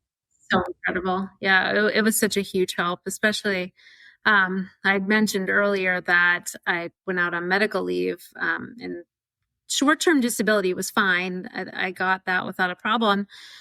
And then after not working from December through April, I found out my long-term disability claim was denied. Yeah. Why? That was great. Why would they do that? Eric, it's such a long and confusing story. It had something to do with like the date that I started working with the company I was at. And the date that I went out, I guess I missed it by like a week. I just think that's corporate America being awful. Oh, it was ridiculous. And then basically, like, the letter said something along the lines of, well, because you got a mammogram, you felt the lump and got a mammogram in September, we're treating this as a pre-existing condition. So, like, was I supposed to go out on long-term disability when I felt a lump that everybody told me was nothing? Yeah. I would have denied it then because I didn't have cancer. It's stupid. So, like the same thing happened with my wife. Not cancer, but pregnancy with twins. We get told we have to rush to Philadelphia to have surgery. And the insurance company says, oh, you shouldn't have to. You should just be able to walk out of the hospital. No, you have to be on bed rest for a week. We had to go and spend money on a hotel, 20 total nights in a hotel, by the way. Like, and they're like, the hospital's like, you really need to stay overnight. And insurance is like, nope, no, you don't. And the doctor's like, yes, you do. And it's like the whole fight, like, well, what do we do? This is going to cost us $20,000, or do we chance it? Like, it's insane. It's absolutely insane. I just got an explanation of benefits yesterday that said it's denying a claim for $25,000. Like, cool. I don't have that. You're not getting that from me. No. It's got to be a mistake. It has got to be a mistake. It has got to have been denied for some weird reason, but I couldn't even bring myself to deal with it today. I'm like, it's nuts. We still get bills. It's insane. It's like, how is this not taken care of, the Elliot? Come on. I never got a bill for chemo. Like, you just keep waiting to go out to the mailbox and be like, oh, that's a big one. but I don't know. It's like I've been done for almost a year. Does anybody want money from me? No. Hopefully not. Yeah, what a scam, what a joke, but it really is. And it's sad. It's sad and awful, but that's why we do these things. That's why friends like Jay and like Justine and Nicole step up. That's why they do it. And if it happened to, I'm sure any other friend, you would have done the same thing. And everyone steps up. Yes. So I hope I never have to, but going through it firsthand, I promise I will. I guess badass in a certain kind of way. And I think this was a really hard pill to swallow, but also I will say, I think that it's made me a much better person. Can I just say, this is, as I say, this is Sherry 2.0, right? So this is my first marathon, is Sherry 2.0. It's slower than any of the marathons that I've done in my previous running career. But what an absolute experience to run at that part of the pack and hear the conversations and see the absolute community, teamwork, people teaming up with other people they don't know. I saw these girls, cutest girls that were like just dead, saying, okay, like what was your name again? Okay, like Jennifer, let's run to that green sign. Do you think we can do it? Yeah, we can do it. And just seeing people, like the goodness of humanity. And I'm like, I would have never gotten to experience this. This is so cool. And so I think it's been an exercise in asking myself the real reason why I do things and accepting responsibility for what I choose to do rather than feeling like a victim and like I'm blown back and forth by circumstances, because this is my body now. I can choose to accept it and do what I can with it, or I can be pissed all the time. But either way, like that's my choice, you know? So that's been... I have to learn that like over and over again so many times. Make it your new mantra. Just repeat it like as many times as you need to hear it. Absolutely. Absolutely. And this is, I got, I can do hard things tattooed on my wrists. So I can remind myself that, sometimes you do hard things and it's Boston qualifying and that's hard. And sometimes you walk the last miles of a marathon and you're not sure your body's going to keep going. And that's your hard thing. And they're both hard things. They just look a little bit different. So your body's been through hell. You got to be proud of all those little milestones. Gosh, definitely. For sure. You have to learn to celebrate like the small wins. And I think you have to learn that consistency is putting little drops into a big bucket. And it takes a long time for that to fill up. And you just have to keep putting the drops in, even though like that's not sexy content. Nobody wants to see like, oh, look, I ran a 13-minute mile again for 5 miles and I didn't feel horrible. Nobody wants to see that, but that's what you have to do. So how was the St. George Marathon this past weekend? It was awesome. It was such, I was talking to my coach, Alex, she's awesome. Have you guys heard of Tactic Nutrition? Anyway. No, but shout it out. My coach is with Tactic. She and her wife run Tactic, and she was asking me, how the race went. And I thought one of the coolest things was I didn't judge myself. When I had to walk, I walked. When my joints started like giving way, I was like, I'm not going to be embarrassed about this. Like I came here to finish. I came here to finish and to have a good attitude and to do my first baseline marathon and see where I'm at and challenge myself. And you're going to do that today. So like, I was a little nervous because there was a 6:15 cutoff. So I was like, okay, like you can't walk too much, but let me tell you, oh my gosh, I have to tell you, this is so cool. So you know how sometimes in races you go like this with people and you see them and then they go slower and then you see them again. So that happened with this gal. And we started chit-chatting around mile 12 and she's like, oh, my earphones died. And so we started running together and talking, and she had a shirt on that said she was running for Liz. And so I asked her who Liz was, and she said she was her sister-in-law and she had breast cancer. And she had run this marathon 11 times, but she had recently had a recurrence of her breast cancer and was now on hospice. And so she wasn't well. And so they had this big family that all came, and they were all wearing these, matching shirts, and they had all either done the full or the half marathon to honor and support Liz, who couldn't do it. So I ended up running the rest of the race with her. And it was just a really wonderful experience. Liz's husband ended up joining us as he had a muscle pull in the race and was our pace because of that. And we just really connected over how shitty cancer is and how fragile life is. And when we finished, I had bought a hat for the race that said "fuck cancer" on it because it's one of my favorite sayings.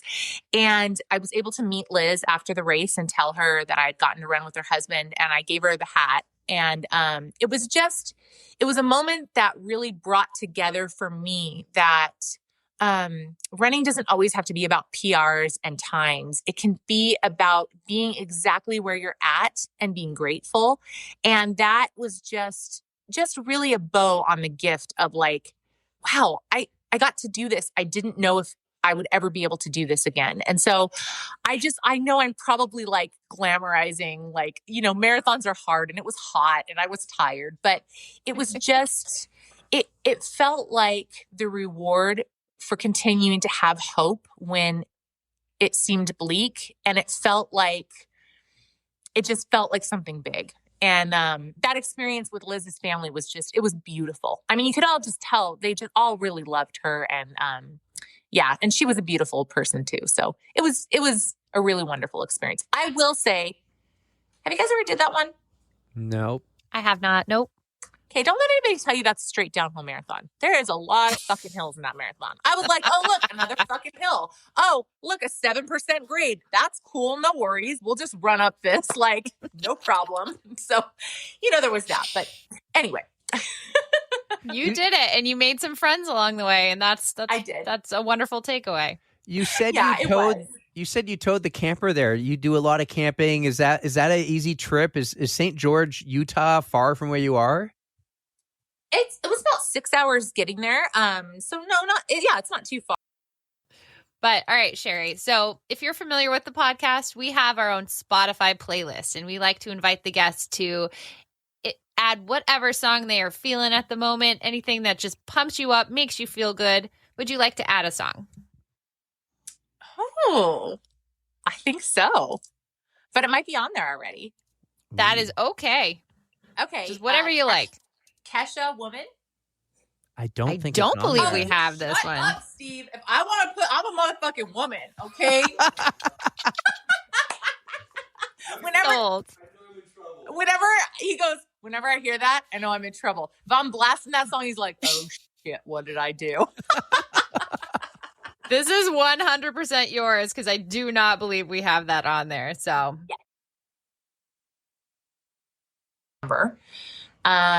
and in November, I had a colonoscopy and I had colon cancer. Oh my gosh.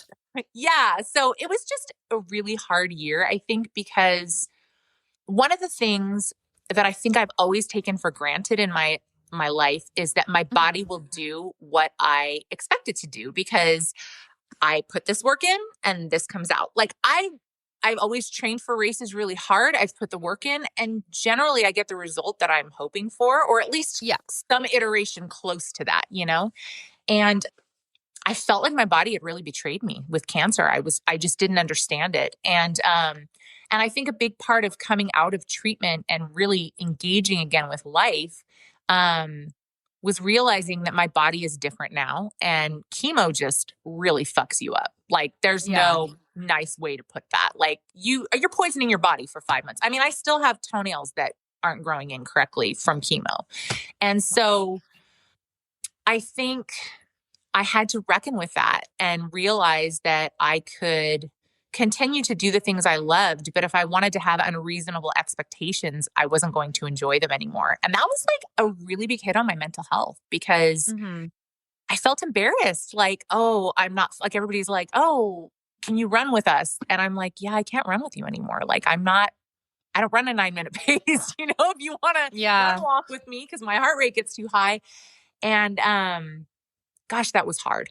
I would imagine it's similar to if you have like a catastrophic injury or something like that where you have to totally rebuild, or if you have a lung injury or something. I'm sure you guys know of people or have talked to people that have had that, but just this, October month alone last year and this year, everyone seemed to have the same, a very similar experience where they were here before cancer And then they were hereafter, but they're building, but they have to do everything differently because so much has changed. And the heart rate was one that others have mentioned before. So where were you before 2020 and COVID, before you were first diagnosed? I would say I was in the best shape of my life. I mean, I was coming out of powerlifting and getting back into running a bit, but I was really strong. I was really muscular. I felt really pleased with where I was at aesthetically, which I know we're not supposed to talk about that, but come on. I would look in the mirror and be like, all right, damn. Okay. And as somebody that takes care of myself, that felt really good.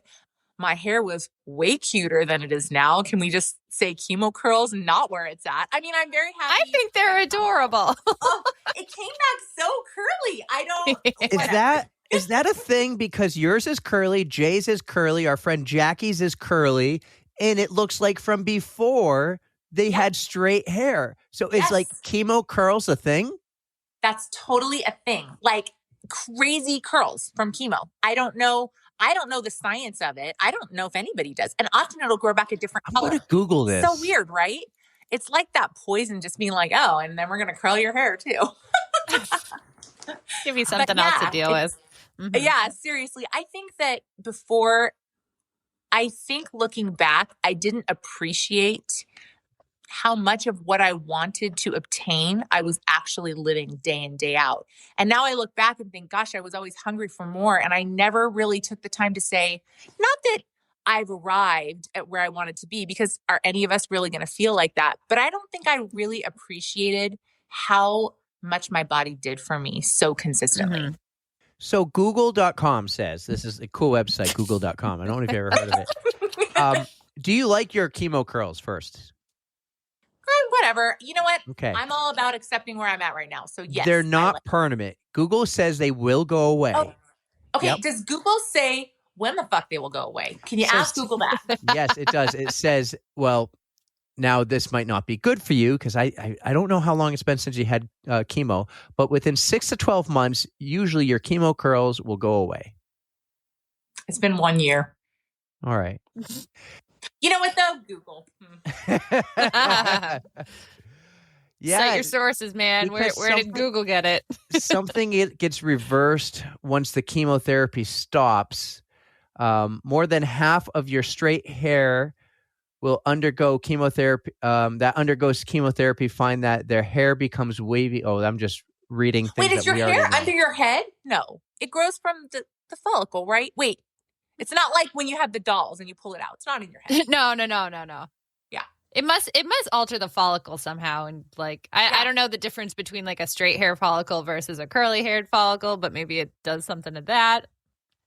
Whatever. That's not my scientific expertise. Did you get chemo brain? We talked about that with Jay. She had chemo brain. She didn't want to believe it. And then she's like, yeah, it's real.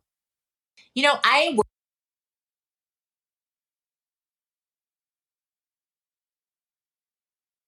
race, I have to imagine at some point there was a ton of nervousness and anxiety days leading in, and then even after a big sigh of relief. What did you learn in that first race maybe that you didn't know before being a first-time race director? Well, I definitely didn't realize how much there was to putting on a race, that's for sure. And all the rules and regulations that go along with them, those are things that we've learned.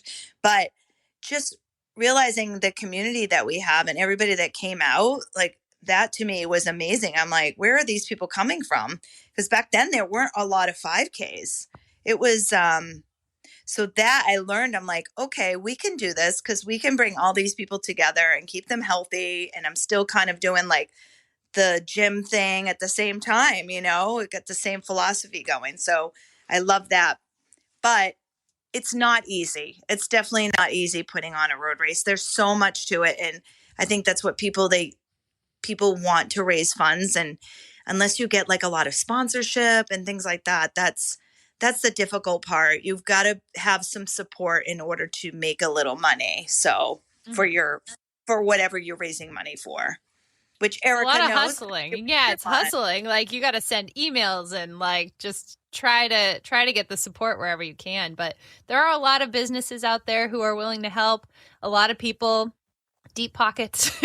So it is work, and I appreciate everything you guys have done over the years. Like I've run so many of your races, and they were just so much fun. You guys made such a great environment for everybody to just come down and enjoy themselves, and that's really what it's all about. It is. And I think that was the thing. We wanted to be personable. Like we wanted people to feel like they could come over and talk to us. And we like to get to know our participants and say hi to them and name them by name as they cross the finish line and, build relationships with people. That's what we loved to do.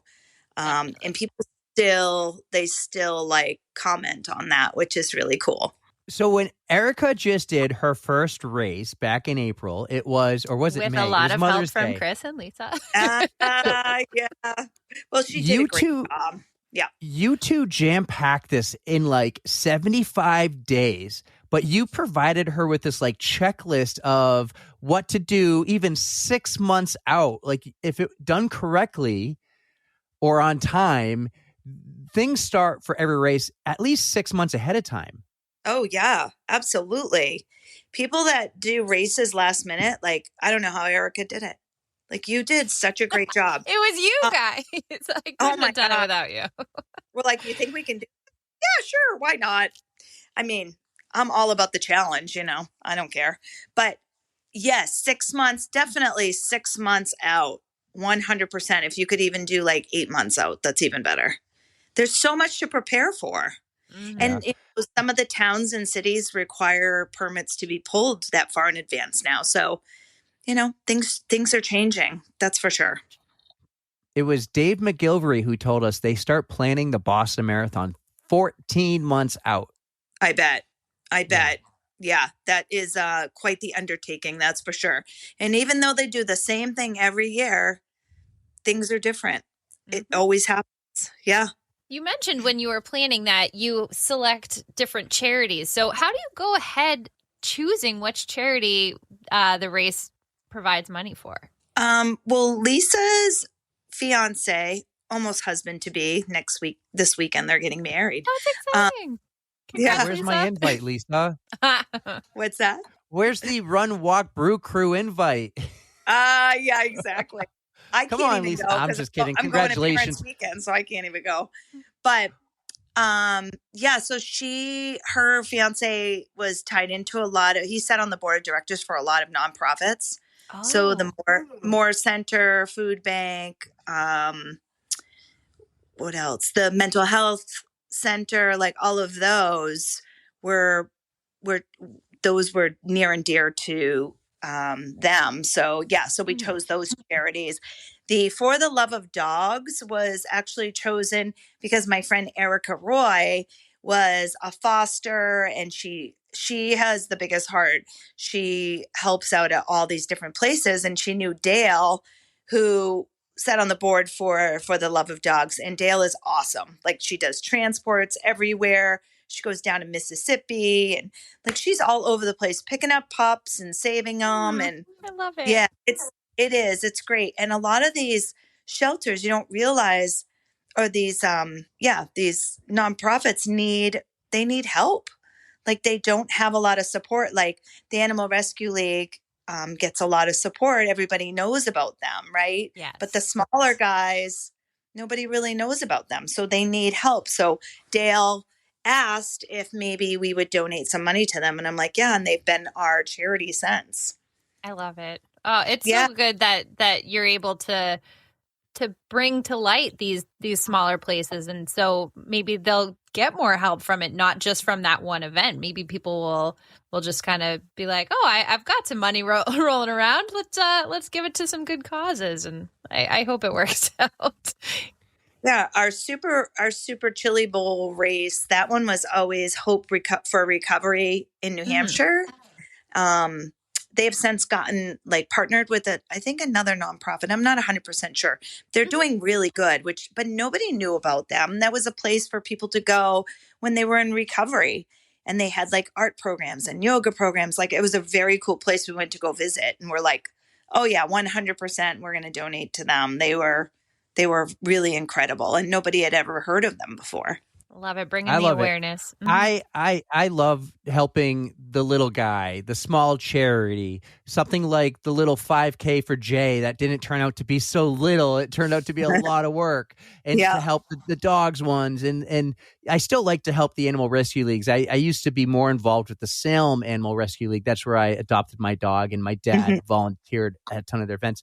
I love helping the little guy. The most extreme thing I do is the adaptive hike, Erica, where I hike up Mount Washington, pulling an adaptive athlete up with me to raise money for adaptive sports. That it's local. It's New Hampshire or New England. It's not like I know our friend Patrick has the big one, the Nationwide Children's Hospital. That's a huge hospital, huge charity. I love that he does that too, but I love helping.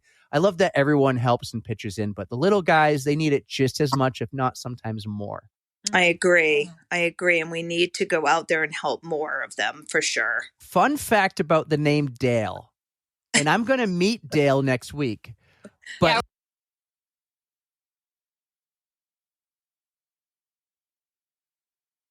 that. So enjoy Nikki, Jackie, and Angela on the On the Runs podcast. I went to see an oncologist, and then I went to see a radiology oncologist.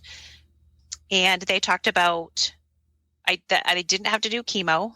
So they were just thinking that radiation would probably be the best bet. So I started, I think maybe it was July 1st, and I did radiation 5 days a week for the entire month of July. Wow. It was a lot. I had so much anxiety and was so nervous that they had to prescribe me some medication that I would take before I had radiation, so I couldn't drive. So my sister-in-law, Meredith, who is also a teacher who lives right across the street from me, volunteered to drive me to all of my appointments. And the ones that she couldn't do, my sister did. But the best part about Meredith was Meredith used to do, I think it was Relay for Life. And so she has this trunk full of she has the Hulk, she has like a track star. And every time she'd pick me up, she was wearing a different costume. And so I have pictures of her. It was awesome. She would, and I'd be like, what is she wearing today? So she would come dressed as something. It just made it so much easier. Because again, I was going in there alone. And I would do my radiation and I would come out alone, but she'd be in the car. And one time my sister was in the entire Hulk costume with like the mask and everything, just sitting in the car waiting for me. And she said, the looks people were giving me were crazy. Are we talking like full green, like muscles and everything too? Oh, that's amazing. Shirt, purple pants, the head. Yeah. Yeah. Was she ever wearing a horse head? No horse head. Have you seen that before? Have you seen the people who have like a horse head at just above the shoulders and the big nose? No, I'll have to ask her to put that into her trunk. You know what would have been great too is everyone wears that dinosaur costume. It kind of like blows up. There's a little fan and the little arms, and it has the window. That would have been really funny if you like walk out the door and here it comes. Little arms for a hug. And it would be COVID safe. Talk to me about healing meals. So we are really good friends with my husband's best friend and his wife, and they've been best friends since kindergarten. They live in Connecticut, and they happen to know about this program called Healing Meals, which is a program out of Connecticut. When I was doing it, it was more geared towards people going through any kind of treatment. So they have volunteers that they work with. They have a dietitian and a nutritionist, and they make meals for specific reasons. So they make meals that help you recuperate from whatever kind of treatment you are going through. Oh, wow. That's a really cool thing. It's the most amazing program. The people who work there, the volunteers, the co-founders are just the nicest people I've ever met. And so because we live in Massachusetts and it's out of Connecticut, our friends were our delivery angels. So every Thursday they would drive up with the bag of meals that was good for 5 days. And we would have a little visit, that I was receiving radiation treatment. And the meals sometimes came with like little things that they would make, like I'll never forget, I have this like little ice cream cone that has like floofy hair and it just has a smile. It's just stuff to make you happy. They wrote little notes like, we're thinking of you. We're hoping you're feeling well. You could just like tell that these meals were made with so much love and so much care and so much thought went into this. They really helped. Like, I really believe that eating these meals helped me recover quicker than I might have without them. So it was just like this wonderful program, and they definitely hold a special place in my heart. There's another story about them, which I'll wait for a little bit later to share. But our friends who were these delivery angels were just amazing. They knew how much these meals could help, and they sure did. And they were wonderful. That's an amazing program. So they helped you get through your recovery. So this brought you through to the end of July, and you must have been due to kind of celebrate that you were finally finished your treatment. Yes. So the last day of treatment, my sister, my sister-in-law Meredith, and my husband all took me to my last treatment. When I walked out the door to meet them outside, I don't even know why they were all standing outside, but I walked out the door and the three of them were wearing shirts that said, "No one in this family fights alone." And it was very sweet. My husband was holding flowers. I love peppermint patties, so they all had like huge peppermint patties for me. So I went to radiation, and then we all went out to lunch after. And then we just decided to have the people who helped support me the most during this journey. We had them outside for a party. And as each person started coming, everyone was wearing the shirts. My sister and my sister-in-law had bought the shirts for everyone. So everyone came wearing those shirts. And it was just a good way to just celebrate the milestone that I had overcome and the friendships that the people that I would not have made it through without this. They definitely I needed them. This journey that definitely I look back, I always think like everything happens for a reason, and not that I would want to have gotten cancer, but I definitely think it was for a reason. It's definitely made me a better person. It's such a like you put like this idea of something in your head, and and then it didn't kill me, then a marathon is not going to kill me. So I was like, I talked to a couple friends and I'm like, I'm thinking about running a marathon, and they're like, let's just do it. And I said, okay. So I looked into it. We have a local running store. So they every season do a training program for something. You can always find something to run for. So we noticed that they were starting a half marathon training program for Hartford. And so we said, let's just do it. Every other training run I had done was by myself. And I thought, so I joined them, and they are the best. I'm sure you have your running community too. And I'm sure you feel the same that I do, that my running community is just so wonderful. I think the running community in general is just such a wonderful community. They're just so knowledgeable and so helpful, and so they're just so welcoming. Like, we came in, and these are people I felt like I had known for years. So we joined the running group, and we started training. And then I started looking more into Hartford. And ironically enough, Healing Meals happened to be a sponsor for the Hartford Marathon. Oh, wow. Which I was like, this was meant to be. So I reached out to them and I said, I'm thinking about running the Hartford Marathon. This is who I am. I benefited greatly from your program. I'd love to join your team and raise money for you. And I think within a day, I got like 3 emails from the co-founders and then some other people. And they were like, we need to meet. We need to talk. We definitely want you on our team. So they invited me down to their kitchen to see how the meals are made and where they're made, and to meet some of the volunteers. And no way. I took my husband with me, and it was just, you walk in there and you can just feel the love. Like, it was such a warm and kind community. There were children volunteers there. There were adult volunteers. And the most special part of it, and I always get choked up when I talk about this, because being on the other side of it, you don't kind of realize what they're doing for these meals. So being able to go into the kitchen and seeing what they're doing. So before they start putting the meals together to deliver them, everyone there kind of stands in a circle, and each person gets the name of someone that a meal is being made for that week with them. And these people who don't know, they didn't know me, but they said my name for the entire month of July. And they made those meals out of love, and you could feel it. You could definitely feel it in there. So I said, I need to run. I wanted to do something. I wanted to pay them back. I wanted to just pay someone back. I was so grateful for everything they had done. So we met, and then I became part of their marathon committee. And so we talked about how I could help with people in the program, and then how we were going to inspire people to donate. And so I kind of became their spokesperson in a way, which was very cool. And so the day before the Hartford Marathon, they had a meal for everyone who was running and for all of the like big sponsors who donate money.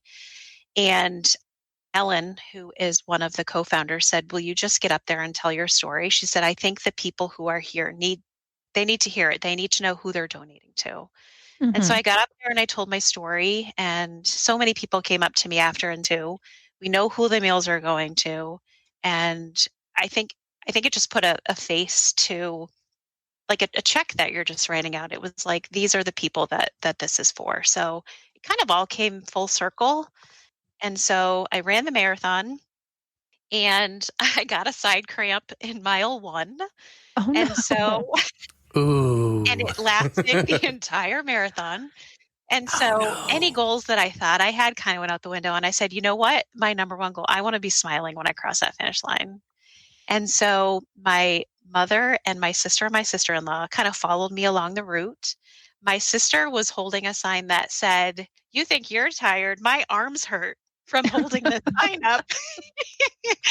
So they made me smile the whole way. They were, I think, like every 3 to 5 miles. So that was awesome seeing them there. And then when I was running down, have you guys ever run Hartford?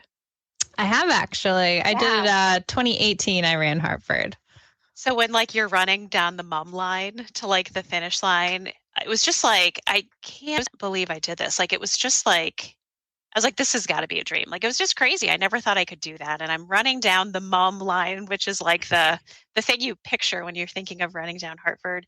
And my husband is there, and my mom's there, and my sister's there, and my kids are there. And then right at the end, because the sponsors were allowed to be there, was Ellen, the co-founder of Healing Meals. And she just like caught me, and we just both cried together, because she and her community was one of the reasons why I could be there that day to run that marathon for them. So it was so powerful. I'm so grateful.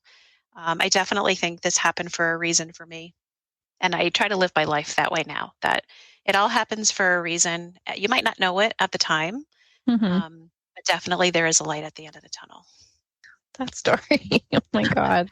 That's such an amazing accomplishment for such an amazing cause. And I'm just blown away by your positivity throughout the whole process that you went through. And I'm just so proud that you are just so glowing on the other end. I can feel the sunshine and positivity radiating off of you. Just it took a while to get to this point, you know, like you just wonder, like, why me? It definitely could have been different. Like, I could have had a different treatment. I could have had a different form of cancer. So I do feel lucky that if it was going to be cancer, that it was this type. But people kind of came out of the woodwork. Like, people were just there to help and just to make sure I was okay. And it really makes me so incredibly grateful. And it makes me want to give back now. You know, I feel like I took when I needed it, and now I'm ready to give back because I don't need it anymore. Absolutely.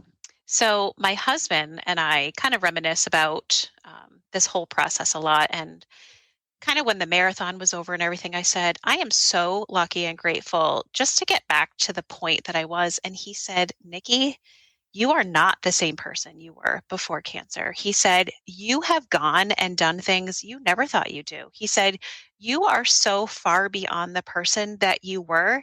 He said, you took this diagnosis and you literally made yourself a better person. And I said, wow, I never really thought of it that way.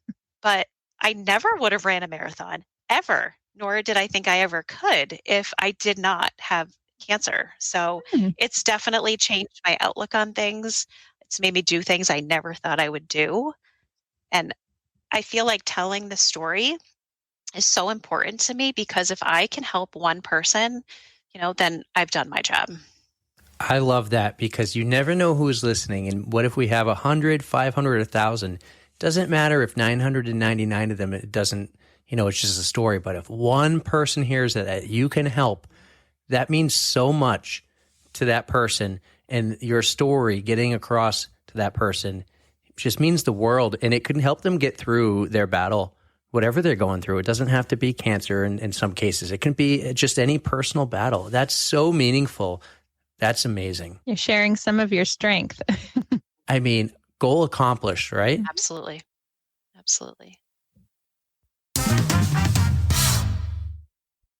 100%. And I'm trying to slowly, so here's a question. I'm trying to slowly do my workouts early in the morning. Are you a morning runner?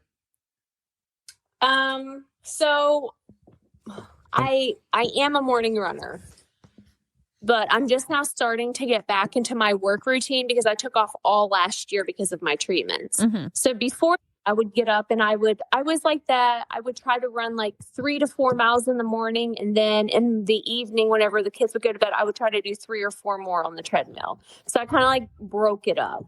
Yeah. So I'm trying to get back into the routine that I was in before, but I just had my last treatment actually September 9th. So I'm still like, my body's still not, I don't really know what normal is yet. Well, let's get into that though. You kind of just let us in with your treatments. Let's talk about the beginning. So it's October and we're doing this whole breast cancer awareness month thing that I told you about, where we're trying to create some awareness and just talk and listen and hear stories about, these brave women like yourself who went through it. Let's get into the beginning of when you found out that you had. Yes, it's a HER2 protein that is, it's in your breast, it can be in your bones, in your brain, like it just depends.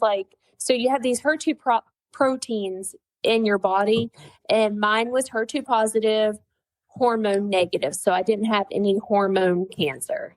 So it's kind of like if you have a hormone cancer, sometimes it's the reoccurrence, it's less likely or whatever. I don't know. But so I found out I had HER2 positive in July of 2021. Whenever I found out, I was shocked. I hadn't made it to a mammogram yet because I wasn't 40. And I actually felt it. And I felt it, and I had like a hard chest day like the day before. And I was like, maybe I pulled a muscle, and then it never went away. It didn't go away within a month. And then I thought, well, maybe it's a clogged duct. I don't know. I was not thinking cancer. And so my nephew ended up getting killed in a coal mining accident. I was going to go to the doctor on my first day off of school, which was like June 2nd.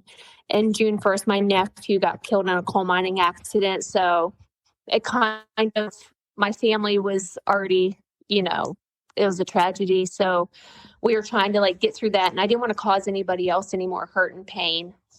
So I waited until he got laid to rest, which because he got killed at work, it took like 3 weeks or something like that, 2.5 weeks to get laid to rest. And I went to the doctor after, and that's whenever I found out I had breast cancer. So that is a doozy of a month for you. I am so sorry to hear about your nephew and just that news on top of it. That is not a good time. Yeah. Just because like in my mind, like whenever the lump didn't go away in my mind, I was, this is probably cancer. And I didn't like, how like you always like try to think like the best. Well, I tried to like think the best for like a month and a half, and it didn't go away. And I was like, this is probably not good. And so I ended up getting diagnosed with HER2 positive in June. I started my treatments September the 9th of 2021, and I went through chemotherapy, double mastectomy with reconstruction surgery. And so it was like 17 total treatments of infusions. And I just finished this September 9th. So an entire year you had to deal with that. Oh my gosh. That is insane. And like nothing really stopped. Like I got a double mastectomy in February, on February 24th. And I went to the infusion center like 2 days later. Like it didn't stop because of surgeries. It was like it had to be consistent.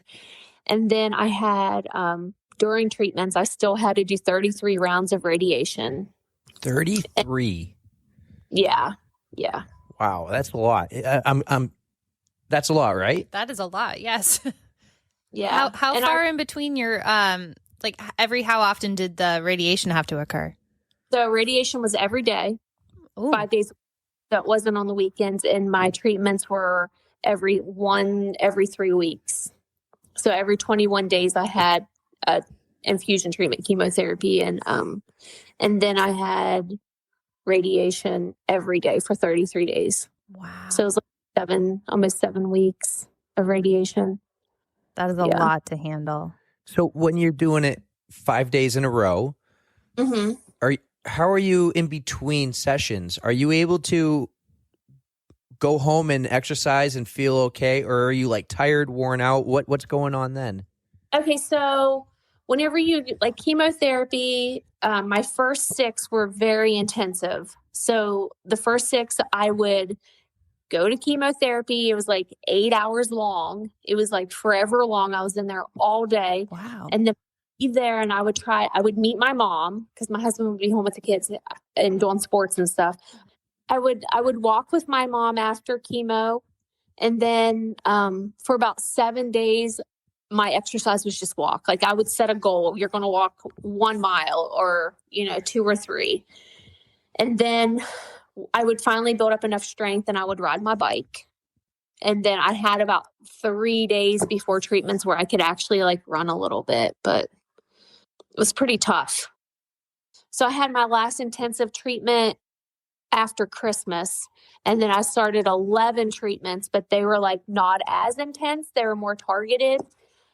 Those just made me nauseous for about 5 days. And I was able to, so like whenever I say feel good, it's like I was able to function in life. Yeah, a little bit better. But then radiation knocked me on my ass. So radiation was fine until about number 13. And then I just got so burnt, it hurt to like put a sport bra over my armpit. Oh. And it just made you so tired. It's terrible what people have to go through to live. Oh my gosh. And even now, like, so my last radiation was in end of May, and to put on deodorant, it still hurts under that side.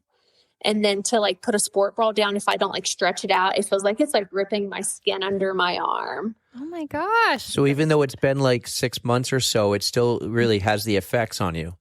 Yeah. I'm still super sensitive.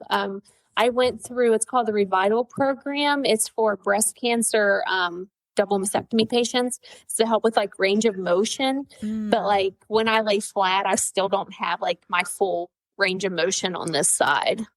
Now, why do you think it's more on, it's your right side you're pointing at? Why do you think it's more on your right side? Because this was the side I got radiated. Just my right side was radiated. Was that the one where where you found the lump? Yeah. Okay. Yeah. And you said earlier, I wanted to ask, but you said maybe you felt like you pulled a muscle. Right. Okay, so I'm small chested. Like I was barely a B cup. So number one, okay, whenever I got breast cancer, I was kind of like, I was embarrassed. Okay, so I actually told my general surgeon whenever he told me I had breast cancer, I was like, I'm so small. How can anything go wrong in there? Oh. I'm such a small chested person.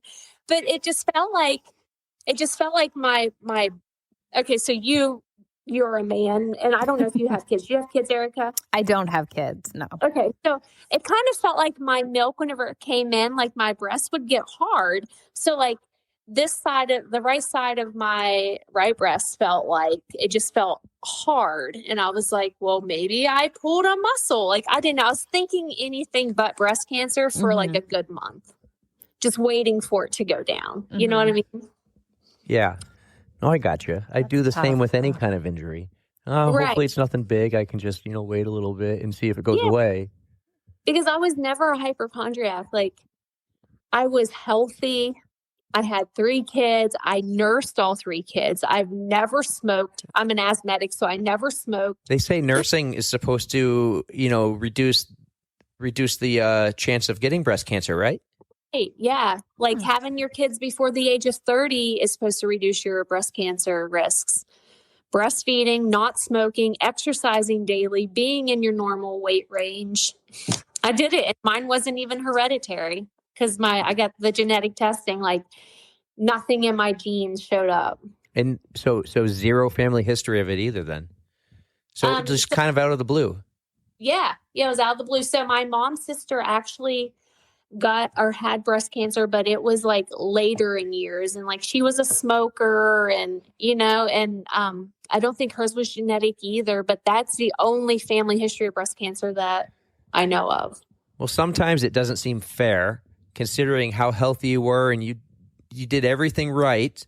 But then sometimes you're the best person to get it because you're like, that doesn't sound right at all. No, I understand completely. Yeah. Yeah. Because like you're strong and you're motivated and you can beat this.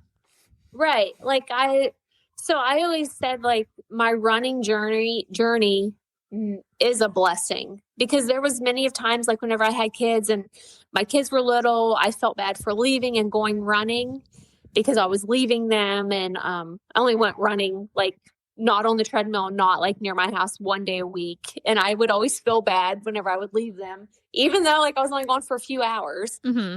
But I think that because I didn't quit running, it helped me through this. It helped me so much. Like I just feel like there was a reason why I didn't quit running. And there was a reason why I was a Girls on the Run coach and got motivated that way. Like I feel like there's a reason for everything. And just me running helped me get through this mentally, physically, emotionally, spiritually, just everything.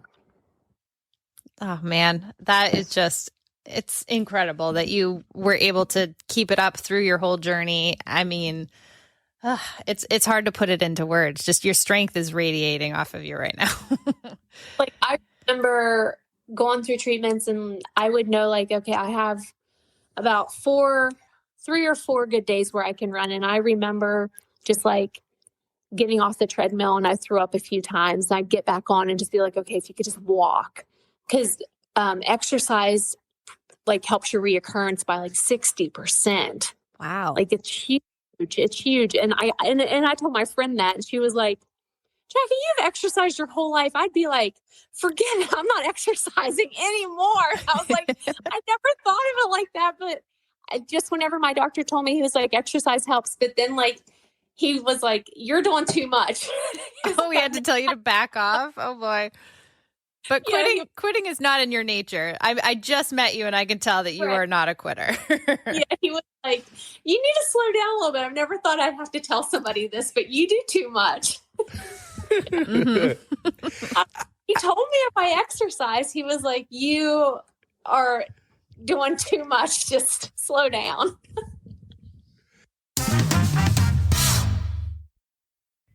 On January 4th of 2021, I was diagnosed with stage 3 HER2 positive breast cancer. And I know now that it was probably growing for maybe years, actually. I don't know really how quickly these things grow. Yeah. By the time like it's big enough that you feel it, it might have been there for years. Wow. That's what I'm learning now. And, but sometime in 2020, actually, now I do remember because it was right before lockdown, actually, I had already kind of felt an area that I thought might be changing in my breast. And I had mammograms before and I had self-checked like sporadically, not every month or anything like that. And I had gotten that area actually checked and ultrasound, years before, and they told me, "Oh, you just have dense breasts." And I now know that like 50% of women actually do have dense breasts, and younger women tend to have denser breasts. Okay. And that's normal. But what happens is when you have a scan, especially a mammogram, it can obscure the view. Like everything just kind of shows up white. And so it can be easy for them to miss something. Okay. So it is, I don't know for a fact, but it's possible that in any case, like I was starting to feel it was like getting even denser. And I kept telling myself though, like, I had it checked. It wasn't anything. It's probably just like, your body changes, whatever. It's, I'm sure it's fine. And then, I thought, well, the next time, I go into the doctor, I'll have them look at it or maybe, have another scan just to see if it really has changed. And then when we all went into lockdown, anytime after that, like I just didn't go anywhere indoors, like let alone to a medical facility. Right. And I just wanted, to have nothing to do with that. But kind of during 2020, like it was still changing and it was bothering me. And it was like, I do need to get it looked at, but you know what? I'm just going to wait till there was always something I was telling myself. I was going to wait till this. I'm going to wait till after the half marathon. I'm going to wait till after my marathon. And then I'll like get everything checked out and everything in the downtime. And I think it was PRs in every distance in 2020. Oh, yeah. My running was going so well that I think I used that fact to convince myself, it's a form of denial, but I convinced myself that like, it can't be cancer because you can't have cancer and be PRing and running the best of your life, right? Yeah. So that's kind of what kept me from getting it checked because I thought there's no way, Yeah. So you feel so good. Exactly. It wasn't bothering me. It wasn't stopping me from running or anything. So I thought it could wait. And so when I finally did get it checked out and then diagnosed and, I went through all of that, I half wasn't surprised, because it was always in the back of my head that's, if it is, then it's really bad at this point. But probably it's not, it was still kind of like that. So once I was diagnosed in January, when I actually announced it, it was already stage 3. And the thing with breast cancer, so I didn't know this before. Like I always thought, well, you start at stage 0 and then stage 1, 2, 3, you like advance. And then hopefully it doesn't get to stage 4, which is when it spreads in other parts of your body outside. But it's actually not like that. Like you can actually be diagnosed at stage 1 and it can go straight to stage 4. And there's no like rhyme or reason. They don't really quite understand why one woman, hers, could be stage 1, but it went into the lymph nodes and then spread to other places that can end up killing you, versus you could be stage 3 and have a larger tumor and it just decides to stay where it is and never actually spread. It's just luck of the draw, I think. Right. So once I was diagnosed, I did treat it. I decided to treat it like I treat any race that I would be starting a new training cycle for, because that's what I know. My mental toughness and all of my experiences have come since I've become a runner. So I thought that I would have the best shot if I kept my mindset strong and just treat it like a very long, like unknown race that I'm going to go through. That's definitely an ultra marathon if I've heard of one, for sure. So at the time when you were diagnosed, were you currently training for Native? I remember to do my first 100-mile ultra marathon. And it was going to be Eagle Up, which is an Ohio race. And it's like a 5-mile loop that you do for as many times as you want to get to various distances. But I was going after 100 miles. And a lot of it, like it's run walk, or for me, it's run walk anyway. And so it's just putting on a lot of miles in training, like whether it's hiking or running or walking, it's just putting on a lot of time on feed. And I had already started. So I was like a couple months into that training already. Because if you're going to train for something in June that's that big, you need to start like the year before, basically. And I had already at that point done a 100K race. So it was kind of like, I've done 100K. So Not a big deal. I could do this. So, yeah. What's another, again, 40 miles? To walk in the park. So did you continue? So what was your game plan then when you were diagnosed? Did you continue the training for the 100? Did you alter your plans or? At the time that I was diagnosed, and then I found out, because not everybody goes through chemo, not everybody goes through radiation. Like it all depends on you know, individually, the type that you have, how aggressive it is. Mine turned out to be very aggressive. So I wasn't sure, like, do I keep training? I just didn't know. So once I found out the treatment plan and I learned that I would need to do like the very aggressive type of chemo, then I just kind of like put any of that on, you know, on the back burner because I had no idea. Like, I didn't even know if I could run, period. Right. You know, so how your body's going to respond to all the treatments and. Yeah, exactly.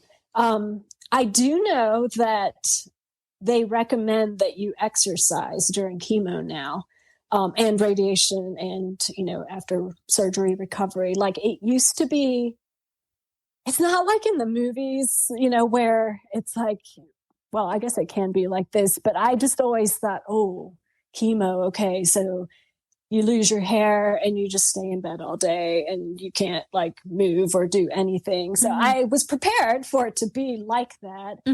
And I treated my like tracking all my side effects and like testing out different, so testing out like different drugs that you can use to combat those side effects. Like I had this huge journal that I kept that was kind of like my running log, you know, where it's like trying out your gels, trying out your hydration, like, okay, this worked for that. You know, exactly, right? So I kept that for my chemo sessions, and it was actually really helpful because you get like similar side effects each time if you're having the same drug. So then the next time I could be like, well, that didn't work. Let's try, you know, something different. And so you can kind of like, I don't want to say optimize your experience, but at least like you can try to make it suck less. That's true. So, that's a very scientific approach to it. I like that. Yeah, I think that's just based on like, because I used to be an engineer, like I always have to be optimizing something, whether it's my running or my chemo experience. Right. So I ended up doing the chemo, and originally like, okay, I could still run during this on certain days. Like it was like a 3-week cycle for me. So when I took the steroids, which is like corticosteroids, to control like, so you don't have an allergic reaction, the days, even around treatment, like I would come back and I couldn't even sleep. I was so energetic on the steroids. But then once those wore off, like then it like really hits you, and then you're extra tired and achy and not feeling well. And I had a ton of GI issues. Oh no. This was actually new for me because I know you guys love talking about poop, and runners like poop stories. So, and I actually learned through being in a bunch of cancer Facebook groups that cancer patients love talking about poop too. So it was working. At one point, it's not, you can't even tell that much on my Instagram feed because those are like the posts that stay, you know, forever in that spot. But I always post a lot of daily stories. And so people who followed my stories know, like pretty much I talked a lot about like what was going on the GI front. And, it was, I guess everybody's reactions to even the same chemo drugs can be different. The massive diarrhea, or like you're so constipated you can't go for 5 days at a time. Yeah. It's weird that the same drug can be that different for different people. So it tends to be one or the other. And mine was like, basically, I could not go far from the treadmill. Like when I was, if I was going to exercise, even for walking or whatever, or if I went outside, like definitely not more than a half mile. Like I had to be able to I had to know where the bathroom was going to be. And yeah, so it was some, explosive fun. And at one point, and this isn't even just with running, we're just talking like all day long. And it wasn't like the whole 3-week cycle. It was like, I knew which days, were my risky days. Yeah. And at one point, like some friends wanted me to meet up with them. They were doing, Glass City or the marathon. And I should be in a car for that. All right. And so they wanted to meet halfway. And so I thought, well, I think I can get away with like a 1.5 hour drive. But then I started second guessing myself because, when you gotta go, like it can be a disaster. And so I actually discovered like wearing Depends actually saved me a lot of like, I don't know, like just having it for insurance, right? Just in case. And then I actually started like sometimes I would wear it when I was running as well. Okay, because you got to do what you got to do. Yeah. So that was like one of my hacks, I guess, for how I was able to continue to walk. This is a good tip, everybody. If you got a little problem, grab some Depends. It's a good tip. You got to be prepared. I mean, and chemo's not the only reason people have stomach issues. So I did think, like, what if I've hit upon like the secrets of ultra running or something, like I could take this, I don't know. I haven't had to do that yet, but I don't know. I feel like that would be preferable. Maybe. Oh, I don't know. The more I think about it, the more I'm not sure. Anyways, that's for another day. I want to tell you, this will take 30 seconds. The way I came up with the name On the Runs was around 2020. I was having to constantly go during our long runs. And I go, man, if we could just make some type of biodegradable wet wipe and perfectly packaged for your run. And I go, we could call it On the Runs. And I'm like, that's the name of our podcast, On the Runs. Nailed it. Love it. Okay, so I found a quote from a People magazine article. Again, not a big deal. She's in People magazine. You said this, that you 100% believed you would beat this. What was it that was in you to make you so confident? So this is also something that I learned about mental training through my running journey. So I, for the longest time, could not figure out after a goal, and not everybody is, of course, but like you hear the advice is like, you've got to believe in yourself. You've got to, you have to go into it with confidence. Because if you already are going into a big race and you just have so much self-doubt and you don't think you're going to make it, I don't know if I can do it. You're probably not, like, unless everything like magically comes together. But if you already in your mind believe that you're probably not going to, or only if this and this is, happens.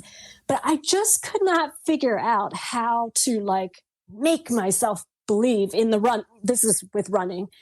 And so from, I want to say 2019 or 2018, I started like really studying all about mental training and running and sports psychology books. And I listened to every podcast I could, come across where they talked about like how to get mentally tougher. And one of the concepts that I learned about that was kind of game changing, just this confident or you're not, it's not like that. It's actually a decision. It's like something you can control. You're in control of this. And so believing in yourself and feeling confident is something that you have to actively practice, and you have to actively do this. You can't, it's not like one day I don't, and then the next day, okay, I decided I'm going to, and now I believe, I'm going to hit all my goals, and, I'm going to beat cancer and everything. So in order to get there, like, you have to consciously look for, I mean, it's cognitive biases, but you can choose to focus on negatives and all the reasons why you're not going to get that race goal. Oh, I missed that long run. Oh, I didn't hit my paces, in that one split. So I'm sure that's going to derail my whole race now. You can nitpick, you'll find a million reasons not to, believe that you're going to get that goal. But you can also find the opposite. You can keep looking every day, actively looking for reasons to believe that it's possible, that you can do this. And so this is something that I learned, and what did contribute to my then being able to PR in every distance after years of plateauing with my running PRs. And so I took this concept when I started with the cancer journey and thought, well, I'm not in control. I can't control everything. I can only control what I can control. But I can control my mind. And so that's why I decided, I'm just going to go in this and look for reasons to believe that I'm going to be one that makes it. I'm going to make it out of this. And I will share my story. And it doesn't mean you can just believe yourself into a cure, or something like that. Sometimes it's not the patient's fault if the drugs don't work, or anything like that. It's not because they didn't try hard enough or, suffer hard enough or something like that. But I can at least mind with the positive reasons why I'm going to make it through this. And, I just kept putting it out there for myself, mostly, to get myself through all of that. But then in doing so, and writing my own pep talks and things like that, I found that I was able to help so many other women as well in the cancer community that were going through it. And I learned all of that through running. So that was one of the things I wanted to do, is share how what I learned from running really helped me through the cancer journey. That is so well said. Thank you.